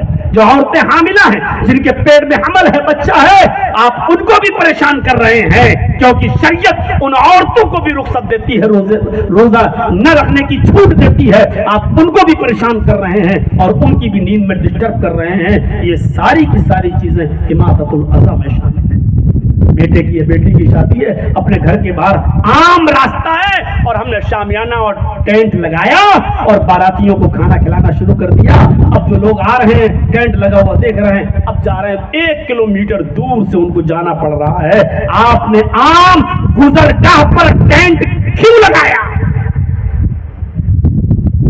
याद रखिएगा, यही सारी चीजें नमाज पर भी फिट होंगी। आप लोगों के गुजरने की जगहों पर मुसल्ले बिछाकर, शामियाने बिछाकर या चादरें बिछाकर आप नमाज नहीं पढ़ सकते हैं, वो अलग बात है। मेरे प्यारे साथियों, کہ باپ اس کو دوسری طرف لے جائیں اور دوسرا رنگ دیں، لیکن ہماری شریعت لوگوں کو پریشان کرنے کی اجازت نہیں دیتی ہے۔ آپ تنہائی دیکھیں، تلاش کریں کوئی کونا اور وہاں جا کے نماز پڑھیں، عام گزرگاہوں جہاں سے لوگ گزرتے ہوں۔ آپ نے بہت سی مرتبہ ہمیں تو کئی سالیں ہو گئی ہیں اس لائن میں، ہم نے ٹرینوں میں کئی ایسے لوگوں کو دیکھا ہے جو بالکل ٹوائلٹ کے پاس گزرنے کی جگہوں پر بچھاتے ہیں اور 10 12 15 آدمی، اور وہ نماز پڑھانا ایک شروع کرتا ہے سب اس کے پیچھے، اور کبھی کبھی لتیائے جاتے ہیں، غصہ ہوا جاتا ہے، کبھی ان کو پکڑا جاتا ہے اور کبھی گالیاں دی جا رہی ہیں۔ میرے بھائیوں، ایسے موقع پر آپ اپنی برتھ پر نماز پڑھ لیجئے، اپنی سیٹ پر نماز پڑھ لیجئے۔ آپ کو قبلے کا رخ نہیں معلوم ہے تو آپ جہاں سہولت ہو اس طرف رخ کر کے نماز پڑھ لیجئے۔ کھڑے ہو کر طاقت نہیں اٹھ سکتے، بیٹھ کے پڑھ لیجئے۔ دین تو آسان ہے، ضروری ہے کہ آپ لوگوں کے گزرنے کی جگہ پر آپ مصلی بچھائیں گے اور نماز پڑھیں گے اور پڑھائیں گے شروع کر دیں گے۔ جب علم نہیں رہتا ہے اور اتو نتو ایرو گیرو وہ سمجھتے ہیں کہ بہت بڑا دین کا کام کر رہے ہیں، یہ ساری کی ساری چیزیں تکلیف دینے کے ضمن میں آتی۔ نقشے بازی ہمارے اندر، کوئی سامان خرید رہے ہیں، آدھا کلو سبزی خرید، گاڑی ایسی جگہ ہم نے کھڑی کر دی اپنی موٹر سائیکل، جہاں اب وہ ہارن بجا رہی پیچھے سے کار، رک جا یار، 1 کلو آلو، 2 کلو پیاز، 1 کلو، باپ کا راج چل رہا ہے، آپ غلط جگہ پر پارک کر رہے ہیں، یہ بھی امامت الرسال طریق میں آتا ہے، لوگوں کو تکلیف دینے کے ضمن میں آتا ہے۔ تو میرے بھائیوں، ان چیزوں سے عوام الناس کو، عام لوگوں کو تکلیف نہیں چاہیے۔ 2 چیزیں۔ تیسری چیز پر میں تھوڑا سا وقت لوں گا، ہمارے معاشرے کا ایک حصہ ہے۔ پہلی چیز افضل کیا ہے؟ ایمان کی پہلی برانچ قول لا الہ الا اللہ، لا الہ الا اللہ کہنا، نہیں اس کے مطالبے کو پورا کرنا۔ دوسری چیز راستے سے تکلیف دہ چیزوں کو ہٹا دینا، اور تیسری چیز اللہ کے نبی نے فرمایا والحیاء شعبۃ من الایمان، حیا بھی ایمان کی ایک برانچ ہے، ایک شعبہ ہے، ایک شاخ ہے حیا۔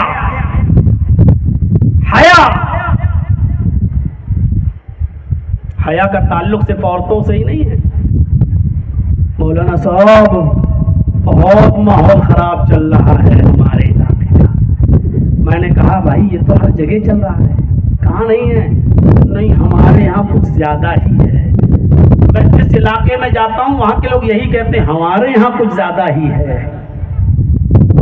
کیا روئیے گا، ابھی آگے چلیے، ابھی دیکھیے۔ صرف اس کی ذمہ دار ہماری بہنیں اور ہماری قوم کی بیٹیاں ہی نہیں ہیں، ماں باپ ذمہ دار نہیں ہے کیا؟ والحیاء شعبۃ من الایمان، حیا بھی ایمان کی ایک شاخ ہے، ایمان کی ایک برانچ ہے۔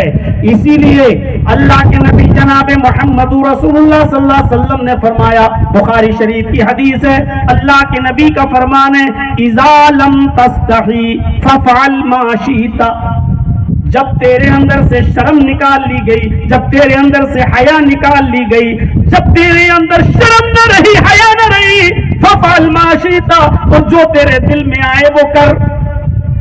جب شرم و حیا ہی نکل جائے کسی کے اندر سے تو پھر اس سے کوئی کچھ نہیں کہہ سکتا، جو بھی اس کے دل میں آئے گا وہ کرے گا۔ شرم و حیا نکل گئی، اور کل تک ہماری بہنوں اور ہماری بیٹیوں کے ان خوبصورت چہروں کو آسمان کی نظروں نے بھی نہیں دیکھا تھا۔ کل تک ہماری بہنوں، ہماری قوم کی بیٹیوں کے چہروں کو آسمان کی نگاہوں نے بھی نہیں دیکھا تھا، لیکن آج ان کے چہروں سے پردے ہٹ گئے، ان کے چہروں سے نقاب اتر گئے، ارے ان کے سروں سے اوڑھنیاں بھی اتر گئی۔ برا مت مانیے گا، انسٹاگرام پر جائیے اور اپنی قوم کی بچیوں کا حال دیکھیے، سروں سے دوپٹے اتر چکے ہیں، اور کس کس طریقے کی اور کس کس اسٹائل میں اور کن کن کپڑوں میں آج وہ ریل بنا رہی ہیں۔ آپ اپنے سماج کی ان لڑکیوں کو پہچانتے بھی ہوں گے، یہ ہمارے محلے کی ہے، یہ ہمارے گاؤں کی ہے، یہ فلاں کی بیٹی ہے، فلاں کی بیٹی ہے۔ میری قوم کی بچیوں، اگر میری آواز تمہارے کانوں میں جا رہی ہو تو غور سے سنو، اللہ تبارک و تعالیٰ نے تمہیں چادر اوڑھنے کا طریقہ بتایا ہے، اوڑھنی اوڑھنے کا طریقہ بتایا ہے۔ آئے نوجوانوں، جس طریقے سے عرش والے نے تمہیں تمہارے ماں باپ کے لیے دعا کرنے کا طریقہ بتایا کہ تم اپنے الفاظوں میں جو مانگنا چاہو مانگو، لیکن میری بتائی ہوئی دعا اپنے والدین کے لیے ضرور مانگا کرو، اور یہ دعا مانگا کرو، رب ارحمہما کما ربیانی صغیرا، آئے ہمارے رب ہمارے والدین پر ویسے ہی رحم فرما جیسے بچپن میں ان لوگوں نے میرے اوپر رحم فرمایا۔ اور جب تمہارے ماں باپ اس دنیا سے گزر جائیں تو ان کے لیے ان الفاظوں میں دعا مانگا کرو، ربنا اغفر لی ولوالدی وللمؤمنین یوم یقوم الحساب، اے اللہ ہمیں بھی بخش دے، میرے والدین کو بھی بخش دے، اور تمام مسلمانوں کو بخش دے۔ جس طرح عرش والا تمام لوگوں کو یہ دعا بتلا رہا ہے کہ میری بتائی ہوئی دعا کو پڑھا کرو، اسی طریقے سے میری قوم کی بیٹیوں، اللہ تمہیں اوڑھنے کا طریقہ بتلا رہا ہے، وَلْيَضْرِبْنَ بِخُمُرِهِنَّ عَلَى جُيُوبِهِنَّ، اے امت کی بیٹیوں، اے محمد رسول اللہ صلی اللہ علیہ وسلم کی امت کی بیٹیوں، بہن، میری ماں، میری بہنوں، عرش والا تمہیں طریقہ بتلا رہا ہے کہ تم اوڑھنیوں کو جبو، وَلْيَضْرِبْنَ بِخُمُرِهِنَّ عَلَى جُيُوبِهِنَّ، تو اپنے سر سے لے کر بالوں کو چھپاتے ہوئے ان اوڑھنیوں کے پلوں کو اپنے سینے پر ڈال لیا کرو، یعنی اس سے تمہارے سینوں کا نشیب و فراز دکھائی نہ دے۔ اتنی ڈھیلا لباس اور اوڑھنے کا طریقہ یہ ہونا چاہیے کہ تمہارے سر کے بال بھی چھپ جائیں اور وہ اوڑھتے تمہارے اپنے سینوں پر ڈال لیا کرو۔ اب تمہارے سروں پر بھی اوڑھنیاں نہ رہی، بال کھولنا تم نے فیشن سمجھ رکھا ہے اور آج یہ تم نے اپنا حق سمجھ رکھا ہے، اور جب سروں پر اوڑھنیاں نہ رہی تو سینوں پر بھی اب دوپٹے نہ رہے، اوڑھنیاں نہ رہی، اور پھر اس پر سونے پہ سہاگا، یہ ظلم پر ظلم یہ کہ تم نے انسٹاگرام پر شارٹ کپڑوں میں ویڈیو بنا کر نوجوانوں کو ورغلانا شروع کر کے جہنم کا ٹکٹ خریدنا شروع کر دیا ہے، اور والدین خوش ہے کہ میری بیٹی آج انسٹاگرام سے اتنا روپیہ کما رہی ہے، ہماری بیٹی آج ریل بنا رہی ہے، تو آج یہ دن تمہیں دیکھنے کو مل رہے ہیں، اب روتے کیوں ہو؟ اب کہاں جاؤ گے؟ روتے کیوں ہو؟ مت روئیے، یہ ڈرامے بند کیجئے۔ کبھی آپ نے اپنی بیٹیوں کی جانچ پڑتال کی ہے؟ کس کے ساتھ اسکول جا رہی ہے؟ کس اسکول میں جا رہی ہے؟ کس کالج میں پڑھ رہی ہے؟ وہاں کوئی ایجوکیشن تو نہیں ہے، اگر ہے تو لڑکیاں الگ بیٹھتی ہیں، لڑکے الگ بیٹھتے ہیں، یا دونوں ایک ساتھ بیٹھتے ہیں۔ کبھی آپ نے غور کیا ہے کہ آپ کی بیٹی 4 کتابیں لے کے جاتی ہے، آ رہی ہے تو اس کے پاس 5ویں کتاب یا 5ویں کاپی کہاں سے آئی ہے؟ کبھی آپ نے غور کیا ہے اس کے اسکول کی چھٹی 12 بجے ہوتی ہے، آج 12:30 بجے وہ گھر پہ کیوں آئی ہے؟ کبھی آپ نے غور کیا ہے کہ آپ کی بیٹی کے موبائل میں بیلنس نہیں تھا لیکن اب اس کے پاس فون بھی آ رہا اور بیلنس بھی اس کے موبائل میں پڑا ہے؟ یہ کہاں سے؟ کبھی آپ نے غور کیا ہے؟ اور جب نہیں کیا ہے، کوچنگ میں جا رہی ہماری بیٹیاں، کالج میں جا رہی ہماری بیٹیاں، اور ہم نے دھڑلے کے ساتھ آزاد چھوڑ دیا ہے۔ ارے دنیا جتنے ماں باپ بیٹھے ہوئے ہیں اور جتنے بھائی بیٹھے ہیں، ہر باپ کو اپنی بیٹی پر بھروسہ ہے، میری بیٹی نہیں، مجھے اپنی بیٹی پر پورا بھروسہ ہے، اور ہر بھائی کو اپنی بہن پر بھروسہ ہے۔ کس بنیاد پر؟ کس بنیاد پر؟ حضرت زکریا نے جب دیکھا مسجد کے اندر محراب کے پاس بے موسم پھل آ گئے، سیب کا موسم نہیں سیب رکھا ہے، لیچی کا موسم نہیں لیچی رکھی ہے، میں ایک موسمی پھل کی طرف اشارہ کر رہا ہوں، یہ مت پوچھنا کہ اس وقت سیب چلتا ہی نہیں تھا، لیچی چلتی نہیں تھی۔ بے موسم پھلوں کو دیکھا کہ ان پھلوں کا تو موسم نہیں، لیکن مریم کے پاس آ گئے، اور جانتے ہو وہ مریم کون؟ وہ مریم وہ ہے کہ عیسائیوں کے پاس بھی عیسیٰ کی ماں مریم کے پاک دامنی کا پوری عیسائیت میں ثبوت موجود نہیں، بائبل میں ثبوت موجود نہیں، انجیل میں ثبوت موجود نہیں۔ یہودیوں نے الزام لگایا عیسائیوں کی ماں مریم، عیسیٰ کی ماں مریم بد چلن ہے، بغیر شوہر کے، بغیر شادی کے انہوں نے بیٹا پیدا کر دیا۔ یہودیوں کو آج تک عیسائی جواب نہیں دے پائے، اپنی کتاب سے ثابت نہیں کر پائے۔ عیسائیوں کو، کرسچن سوسائٹی کو احسان ماننا چاہیے محمد رسول اللہ کا، قرآن کا، کہ قرآن کی عظمت دیکھو کہ اس نے حضرت مریم کو پاک دامن ثابت کیا ہے، اور مریم علیہ السلام کو بہت ہی پاک و صاف بتا دیا ہے کہ نہیں، عیسیٰ کی ماں مریم پاک دامن ہے۔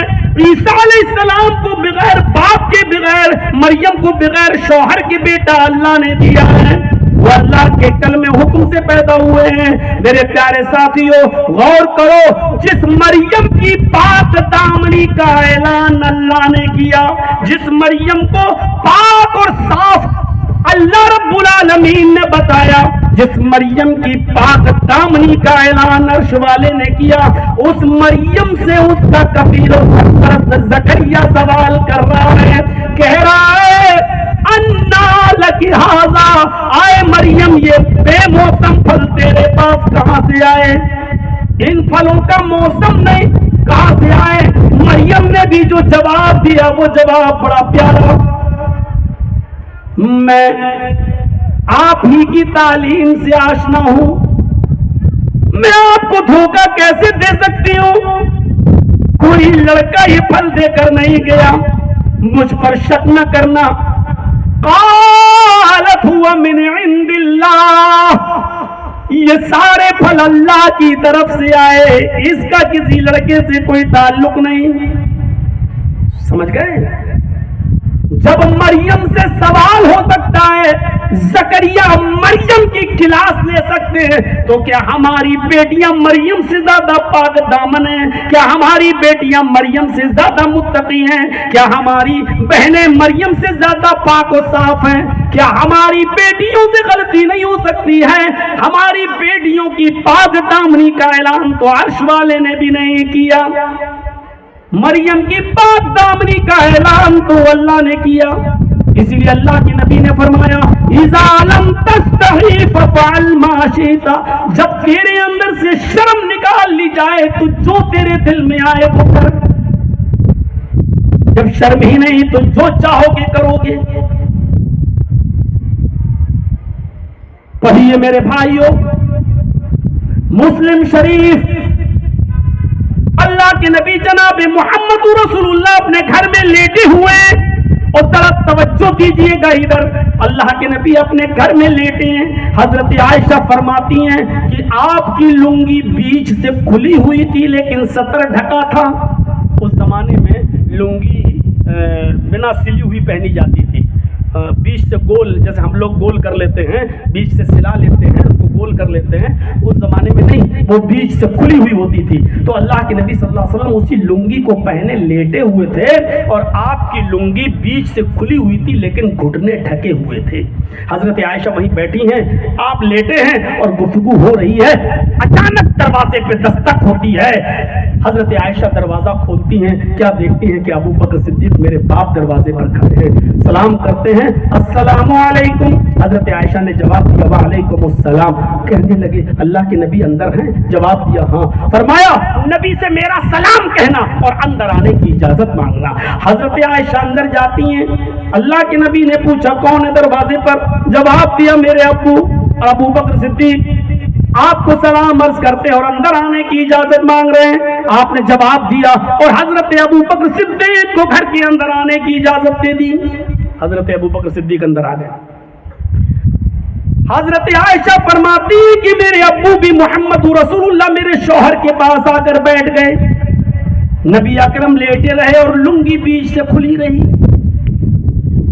تھوڑی دیر کے بعد دروازے پہ پھر دستک ہوئی، اب ابو بکر صدیق دروازے پہ جاتے ہیں، دروازہ کھولتے ہیں، دیکھتے ہیں حضرت عمر فاروق ہیں۔ حضرت عمر فاروق نے سلام عرض کیا، ابو بکر نے جواب دیا، نبی اکرم کو سلام پہنچایا اور اندر آنے کی اجازت مانگی، ان کو بھی اجازت مل گئی۔ حضرت عائشہ فرماتی ہیں میں نے اپنی آنکھوں سے دیکھا عمر فاروق بھی نبی اکرم کے پاس آ کر بیٹھ گئے اور اللہ کے نبی لیٹے رہے، لنگی بیچ سے کھلی رہی، دونوں گفتگو کرتے رہے کہ تھوڑی دیر کی بعد پھر دروازے پہ دستک ہوئی۔ ابو بکر صدیق پھر دروازے پہ جاتے ہیں، دروازہ کھولتے ہیں، کیا دیکھتے ہیں؟ عثمان غنی رضی اللہ تعالیٰ عنہ کھڑے ہیں۔ انہوں نے سلام کیا، ابو بکر نے جواب دیا، اللہ کے رسول کو بتایا عثمان آئے ہیں، سلام کہہ رہے ہیں اور اندر آنے کی اجازت مانگ رہے ہیں۔ اللہ کے نبی کہتے ہیں ابو بکر عثمان کو ابھی باہر ہی کھڑا رہنے دو، رک جاؤ، تھوڑی دیر کی بعد میں ان کو اجازت دوں گا، عثمان سے کہو کہ تھوڑی دیر انتظار کریں۔ حضرت ابو بکر صدیق نے تھوڑی دیر کے لیے عثمان کو روک لیا۔ اب اللہ کے نبی اٹھ کر بیٹھ گئے، اپنی لنگی کو سمیٹا اور نیچے کر لیا اور اس کا یہ پلہ دوسری طرف ڈال کر اپنے سطر کو پوری طریقے سے چھپا لیا۔ سطر تو پہلے ہی ڈھکا تھا، اب صحیح سنبھل کے اپنے آپ کو آپ بیٹھ گئے اور لنگی کو نیچے کر لیا اور اس کا پلہ دوسری طرف ڈال لیا۔ تھوڑی دیر کے بعد آپ نے فرمایا اب عثمان کو بلاؤ۔ عثمان غنی بھی آئے اور تینوں نے گفتگو کی اور تھوڑی دیر کے بعد یہ تینوں لوگ گھر سے باہر نکل گئے۔ حضرت عائشہ صدیقہ کہتی ہیں اے اللہ کے نبی آج تو میں نے بڑے غور سے ایک چیز دیکھی ہے۔ فرمایا کیا دیکھا عائشہ؟ فرمایا میں آپ کے پاس بیٹھی تھی، آپ لیٹے تھے، لنگی بیچ سے کھلی رہی، ابو بکر صدیق آئے، آپ لیٹے رہے، میرے ابو بیٹھے رہے، آپ لیٹے رہے، لنگی بیچ سے کھلی رہی، عمر فاروق آئے، آپ کے پاس بیٹھ گئے، گفتگو کرتے رہے، آپ لیٹے رہے، لنگی بیچ سے کھلی رہی۔ پھر میں نے دیکھا کہ عثمان آئے، آپ نے ان کو بعد میں آنے کی اجازت دی، ان کے آنے سے پہلے آپ اٹھ کر بیٹھ گئے، آپ نے اپنی لنگی کو اور نیچے کر لیا اور اس کو سمیٹ لیا اور آپ نے اپنے سطر کو پوری طریقے سے ڈھانک لیا۔ عثمان کے ساتھ آنے پر آپ نے ایسا کیوں کیا؟ جبکہ میرے ابو بھی آئے، عمر بھی آئے۔ حضرت محمد رسول اللہ نے جو جواب دیا، آئے نوجوانوں غور سے سننا، آئے نوجوانوں غور سے سننا، حضرت محمد رسول اللہ جواب دیتے ہیں عائشہ اس میں کون سی بڑی بات ہے؟ عثمان سے میں کیوں حیا نہیں کروں گا؟ عثمان کو دیکھ کر میں کیوں نہیں شرماؤں گا؟ ارے عثمان کو دیکھ کر تو آسمان کے فرشتے بھی حیا کرتے ہیں، عثمان سے تو آسمان کے فرشتے بھی شرماتے ہیں۔ جب آسمان کے فرشتے بھی عثمان سے حیا کرتے ہیں تو میں کیوں نہ حیا کروں؟ حیا کا تعلق صرف عورتوں ہی سے نہیں ہے، حیا کا تعلق مردوں سے بھی ہے۔ اذا لم تستحی فقل ما شئت، جب تیرے اندر سے شرم و حیا نکال لی جائے تو جو تیرا جی چاہے وہ کر۔ آج شرم و حیا نکال لی گئی، اس لیے جو دل میں آ رہا ہے وہ ہم کر رہے ہیں۔ ہمارے معاشرے کا ایک بڑا طبقہ عورتوں سے بنتا ہے۔ آج دیکھ لیجئے کون کون سی جگہوں پر اور کن کن جگہوں پر ہماری عورتوں کی نمائش سی لگ رہی ہے، آنا جانا ہو۔ چلتے تو چلیے، ایک تو واقعات کی طرف اور لے کر چلتا ہوں میں آپ کو۔ عورتوں میں شرم و حیا کا تعلق زیادہ ہونا چاہیے۔ آپ کو معلوم ہونا چاہیے کہ امام کائنات محمد رسول اللہ نے عورتوں کو مسجد میں جانے سے منع نہیں کیا۔ آپ نے سب نے سنا ہوگا، بلکہ اللہ کے نبی صلی اللہ علیہ وسلم نے حکم بھی دیا، لا تمنعوا اماء اللہ ان یصلین فی المسجد، اللہ کی بندیاں اگر مسجد میں نماز پڑھنے کے لیے جائیں تو تم مت روکو۔ دیکھیے اجازت ہے اپنی جگہ پر۔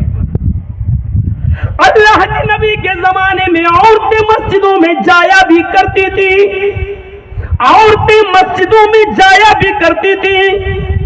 کیوں نہ جائیں؟ محمد رسول اللہ کے پیچھے نماز پڑھنے کا شرف حاصل ہو رہا ہے، اس مسجد میں نماز پڑھنے کا شرف حاصل ہو رہا ہے جس مسجد میں ایک رکعت نماز پڑھنے کا ثواب 1000 رکعت کے پڑھنے کے برابر ہے مسجد نبوی میں، تو کیوں نہ جائیں؟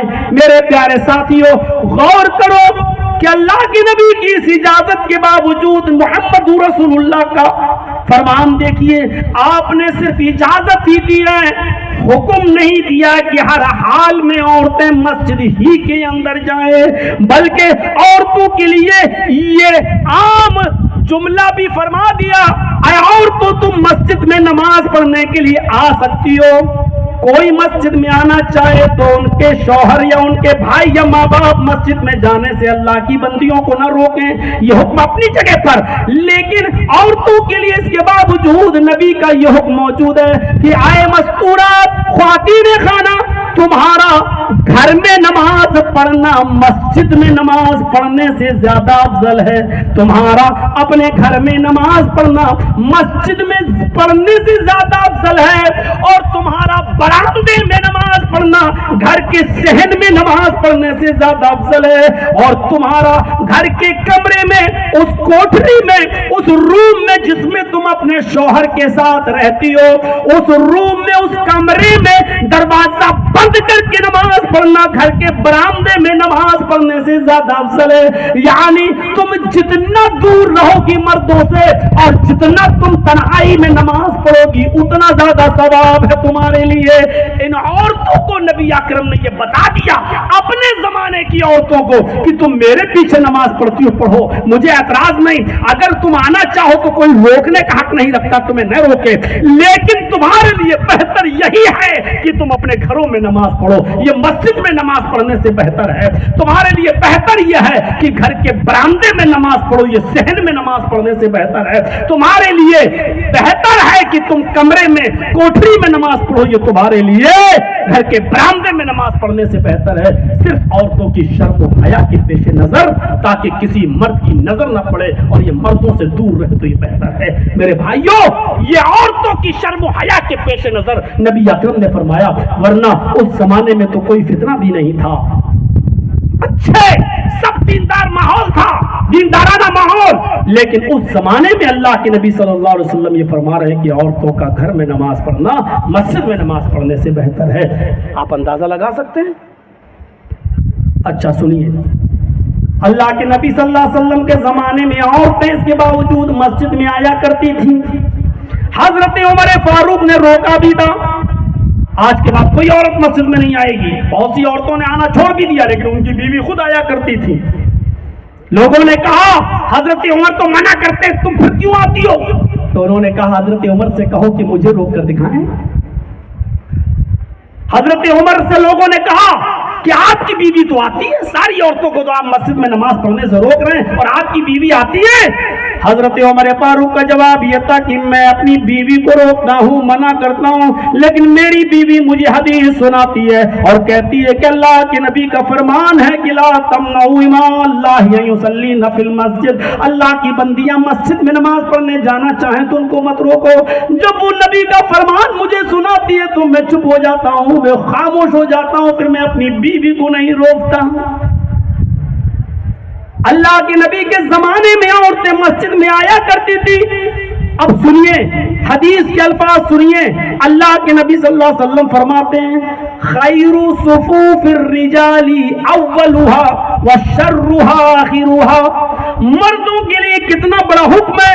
आपने फरमाया कि मर्दों की अगली सफ सबसे पहली सफ अफजल है, और नमाज पढ़ने में पहली सफ अफजल है सवाब के एतबार से, और मर्दों की सबसे पिछली सफ सबसे बुरी है सवाब के एतबार से। शर्रुहा आखिरुहा, आखिरी सफ सबसे बुरी सफ है।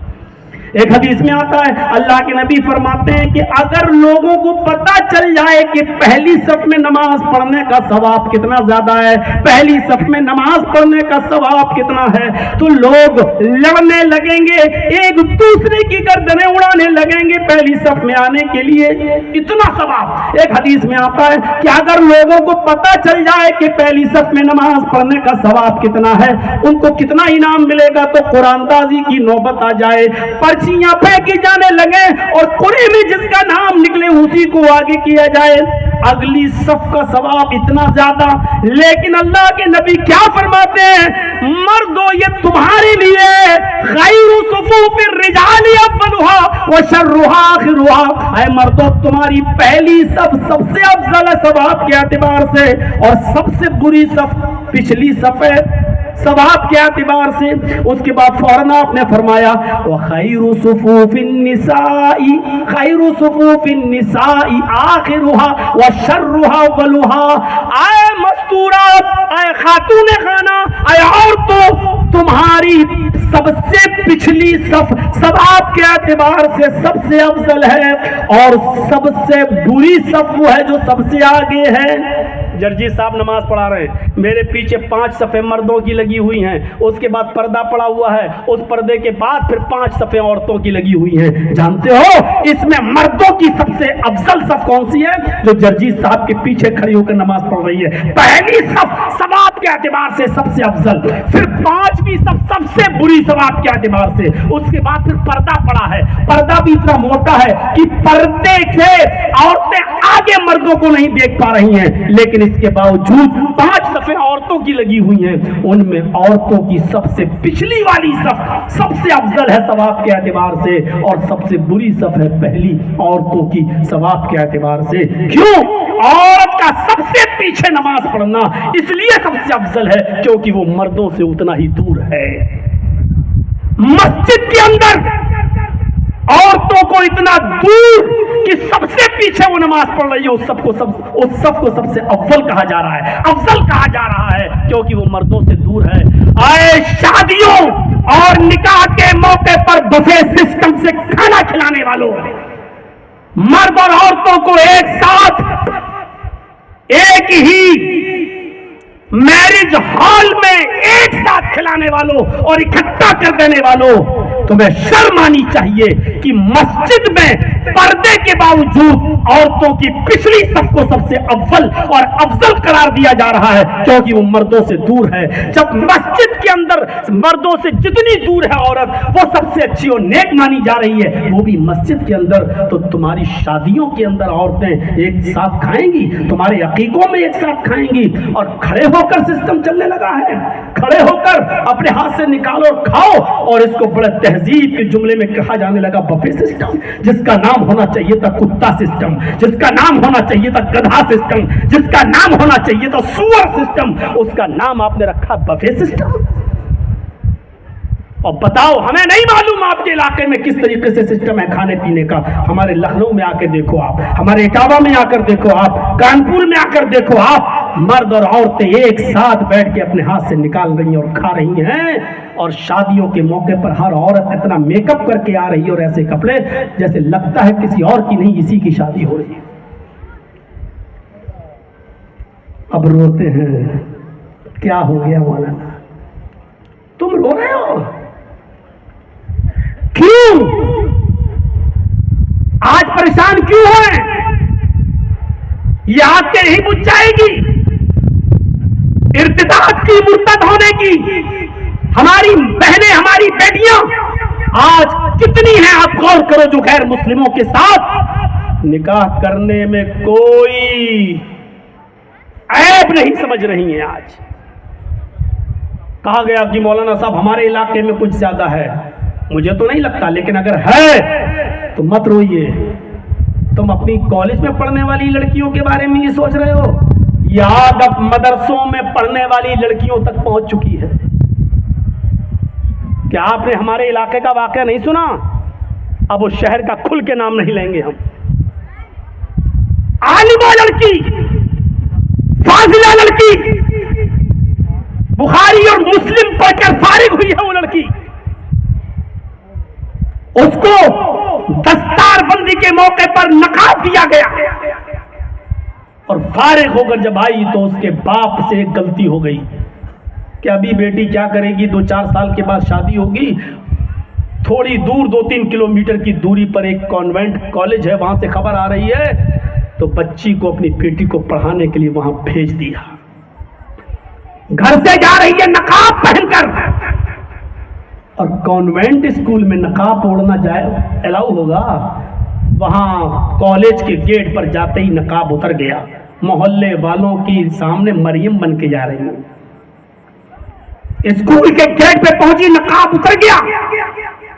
2-4 مہینے تک پڑھانے کا سلسلہ ٹھیک چلا، اور اس کے بعد وہیں کے غیر مسلم لڑکے کے ساتھ آشنائی ہوئی، اور پھر یہ دونوں وہاں سے بھاگے، اور پھر ایک مندر میں جا کر مورتی کو ساکشی بنا کر मांग में सिंदूर भरकर 7 फेरे लगाकर निकाह हुआ, शादी हुई।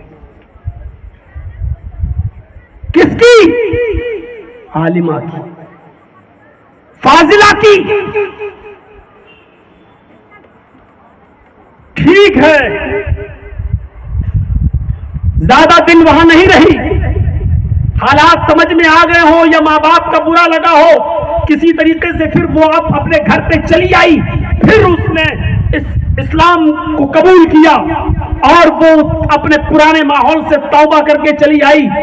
उसके घर वालों ने भी अब उसको एक्सेप्ट कर लिया, तौबा कर ली, ठीक है, मान लिया इस बात को। लेकिन मैं बताना ये चाहता हूं कि आज तो आपकी मदरसों की बच्चियों तक पहुंच चुकी है। किन पर भरोसा करेंगे आप? जब मदरसों की लड़कियां जो कॉलेज जो इतने पर्दे में रहती हैं, पर्दे में जाती आती हैं, जब यहां तक आज पहुंच चुकी है, तो आपको एजुकेशन में पढ़ने वाली लड़कियों के बारे में, जो लड़कों के साथ बैठ के पढ़ती हैं, उनके बारे में ये सोचेंगे कि हमारी लड़की बिल्कुल मरियम की तरह पाक दामन है। सो रहे हैं आप। ये रोना रोना बंद कीजिए, ये ड्रामेबाजी बंद कीजिए। सारी जिम्मेदारी मुल्ला मौलवियों की नहीं है कि जलसों में आकर बोले और जोश दिलाते, बस आपकी कोई जिम्मेदारी नहीं है। किसके साथ आप भेजते हैं अपनी बेटी को, और बेटी किसके साथ बैठ के पढ़ रही है? कौन जिम्मेदार है? अभी गर्मी जाएंगी, सर्दियां, कभी आपने लिहाफ हटा के देखा? कभी आपने कंबल हटा के देखा? सर्दियों की दुआएं मांगती हैं आजकल की लड़कियां, सर्दियां आए ताकि उनको चैटिंग करने में जितनी आसानी सर्दियों में होती है, कंबल और ब्लैंकेट छोड़कर, मुंह छिपाकर, मां समझती है बेटी सो रही है, बेटी सो नहीं रही है, बेटी गुलछर्रे उड़ा रही है। कहां पड़े हो तुम? औरतों की शर्म हया और लड़कियों की शर्म हया तो इस्लाम ने ये बताई कि जब उनका निकाह हो रहा हो, शादी हो रही हो, शादी जैसा पाकीज़ा रिश्ता, और जब लड़कियों से पूछा जाए कि फला फला लड़के के साथ तुम्हारा निकाह किया जा रहा है, इतने रुपए मेहर के बस तुम्हारा निकाह किया जाएगा, क्या तुम्हें वो लड़का पसंद है, क्या तुम उसको निकाह में कबूल करती हो?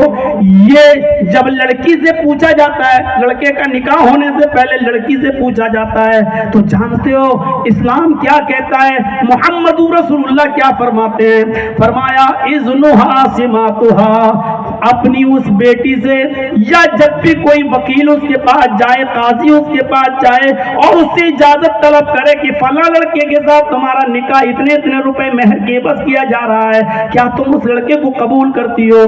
तो उसकी जबान से जबरदस्ती न कहलवाओ कि हाँ मैं कबूल करती हूँ या मुझे कबूल है। फरमाया कि वो शर्म हया की वजह से नहीं बोल पाएंगी। कितनी शर्म हया का ख्याल रखा अल्लाह के रसूल ने, जबकि निकाह है, पाकीज़ा है, इजाजत लड़की देगी तब लड़के का निकाह होगा। अगर लड़की की इजाजत नहीं होगी तो लड़के का निकाह भी नहीं हो सकता है। लड़के से पहले लड़की की मर्जी जानना जरूरी है। इस मौके पर भी अल्लाह के नबी कहते हैं कि उसकी जबान से कबूल है का जुमला जबरदस्ती न निकलवाओ। इज़्नुहा सिमातुहा, अगर वो खामोश रह जाए तो समझ लो कि उसकी इजाजत हो गई। उससे एक बार पूछो, फला लड़के के साथ तुम्हारा निकाह इतने इतने मेहर में किया जा रहा है, क्या तुम्हें कबूल है? अगर वो खामोश रह जाए बस समझ लो कि उसने इजाज़त दे दी, दस्तखत कराओ और आ जाओ। लेकिन हमारे यहाँ क्या होता है, उस लड़की के पास और लड़कियाँ उसकी सहेलियाँ बैठी होती हैं, आपके यहाँ क्या हमें नहीं मालूम, अब वो कोहनी मार मार के कहती है एक कह दे कबूल है, एक कह दे कबूल है, जबरदस्ती कहलवाती। मेरे प्यारे साथियों सुन लो, अल्लाह के रसूल ने ये लड़कियों की शर्म और हया को सामने रखते हुए कहा कि उनसे जबरदस्ती मत कहलवाओ, उनकी खामोशी उनकी इजाजत है। खामोशी को इजाजत मांग लिया शर्म की वजह से। आजकल लड़की कोई खामोश रहती है? इस जलसे में भी चटेंगे चल रही होंगी। अच्छे मौके मिले हैं, लड़कियों को भी अच्छा मौका मिला, जलसा हो रहा है, जड्जी साहब आ रहे, लास्ट में ढकेले जाएंगे। आज तो 1:30 बजे तक 2 बजे तक बहुत अच्छा मौका है, चैटिंग होगी, फला जगह मिलेंगे। जलसे भी महरूम नहीं रहे। बिहार और बंगाल के हमारे उन जलसों में आइए और देखिए, कोई जलसा ऐसा नहीं होता है कि जिसमें खेतों में न पकड़े जाते हो लड़के और लड़कियां, और फिर उनको बिठाल कर पंचायत बिठाई जाती है।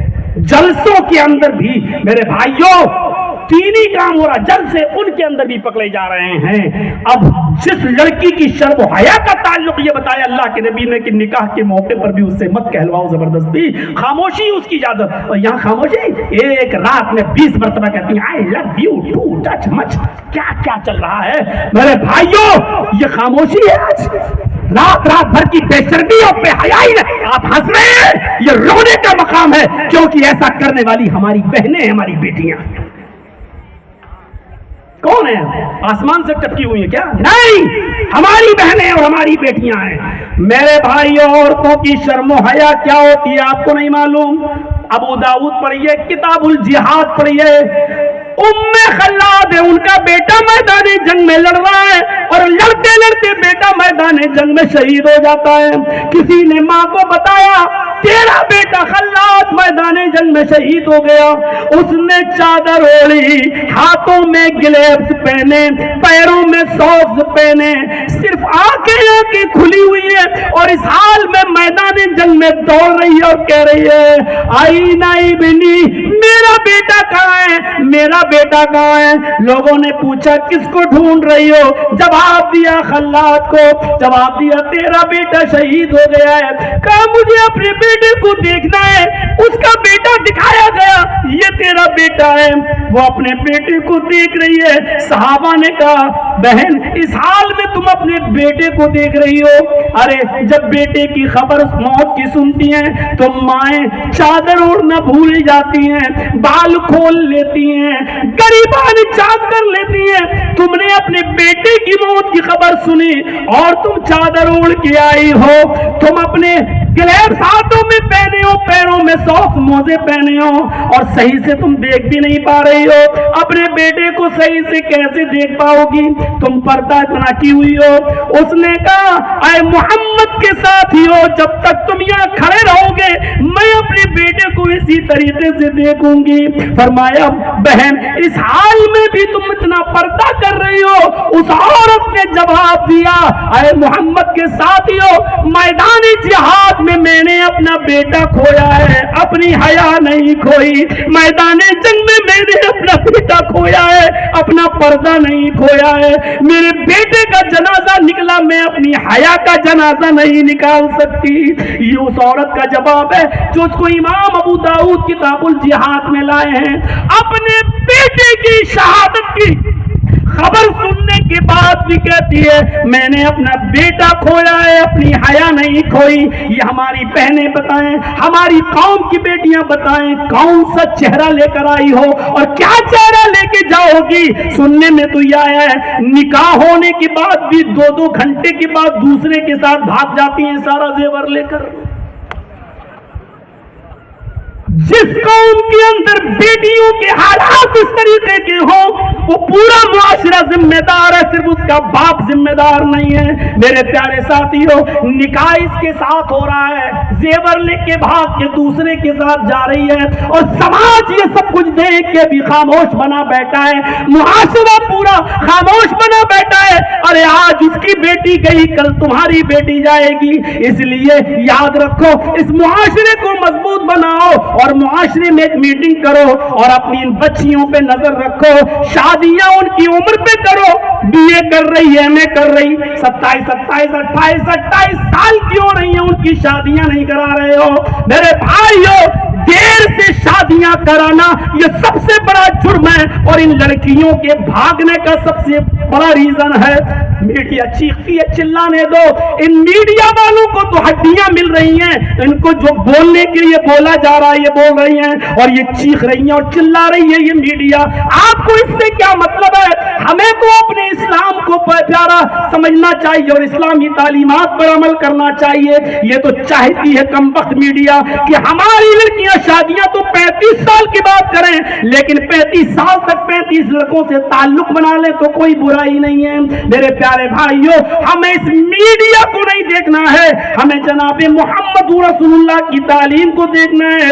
جب تمہارا بیٹا بالغ ہو جائے، جب تمہاری بیٹی بالغ ہو جائے فوراً اس کا نکاح کرو تاکہ برائیوں کا دروازہ ہی بند ہو جائے، اور ज़िनाकारी के सारे दरवाजे ही बंद हो जाएं। ये मैंने शर्म और हया के ताल्लुक से भी चंद बुनियादी बातें आपके सामने रख दी हैं। मुझे 1:30 बजे तक ही बोलना था, 1:50 तक मैंने अपने दिल पर पत्थर रखकर बोल दिया, क्योंकि मुझे अभी जबलपुर भागना है और वहां से मेरी 5:30 बजे की ट्रेन भी है, मुझे लखनऊ जाना है। और आपको मालूम है कि जब चांद वाली रात होती है तो मुझे उलमा के साथ बैठना पड़ता है, मीटिंग में रहना पड़ता है। अपने सूबे का अमीर होने की हैसियत से भी मुझे उनके पास रहना पड़ता है, ताकि मुत्तफिका तौर पर रूयत की जो है और चांद के देखने और न देखने की खबर दी जाए। तो मुझे उम्मीद है कि इंशाअल्लाह आपका ये जलसा आज का एक इनकलाब पैदा करेगा आपके अंदर। और फिर चलते चलते कहता हूं कि लोग अगर बाहर खड़े हैं कपड़ा लेकर जामिया फैजुल उलूम के लोग, तो आप इस दामन में, इस चादर में ज्यादा से ज्यादा ताउन फरमाएं और देते जाएं। अल्लाह आपको इसका अजर अजीम अता फरमाएगा। अल्लाह से दुआ है कि बारे अल्लाह ईमान हमारे अंदर पैदा फरमा दे, अमल साले की हमें तौफीक अता फरमा। आए अल्लाह शर्म हया हमारे और हमारी माँ बहन बेटियों में कूट कूट के भर दे। आए अल्लाह हमें मुआशरे की इस्लाह करने की तौफीक अता फरमा। जब तक जिंदा रह इस्लाम पे जिंदा रखना, और जब हमारा खात्मा हो तो ईमान पर हमारा खात्मा फरमाना। वमा अलैना इल्लल बलागुल मुबीन व आखिरु दअवाना अल्हम्दुलिल्लाहि रब्बिल आलमीन। बहुत ही एहतराम के साथ मुअद्दिबाना गुजारिश, मुझे बहुत जल्दी है निकलने के लिए, इसलिए कोई भी लोग, कोई भी आदमी हमारी तरफ दौड़कर मुसाफे के लिए ना आए और सेल्फी और फोटो खींचने के लिए ना आए। दुआएं दिल से होती हैं, मुझे दिल से याद रखना, मैं भी आपको दिल से याद रखूंगा। अल्लाह ताला से दुआ है कि अल्लाह ताला हम सबको इस्लाम पर चलने की तौफीक अता फरमाए और ईमान पर खात्मा बिल खैर फरमाए। अस्सलामु अलैकुम व रहमतुल्लाहि व बरकातहू।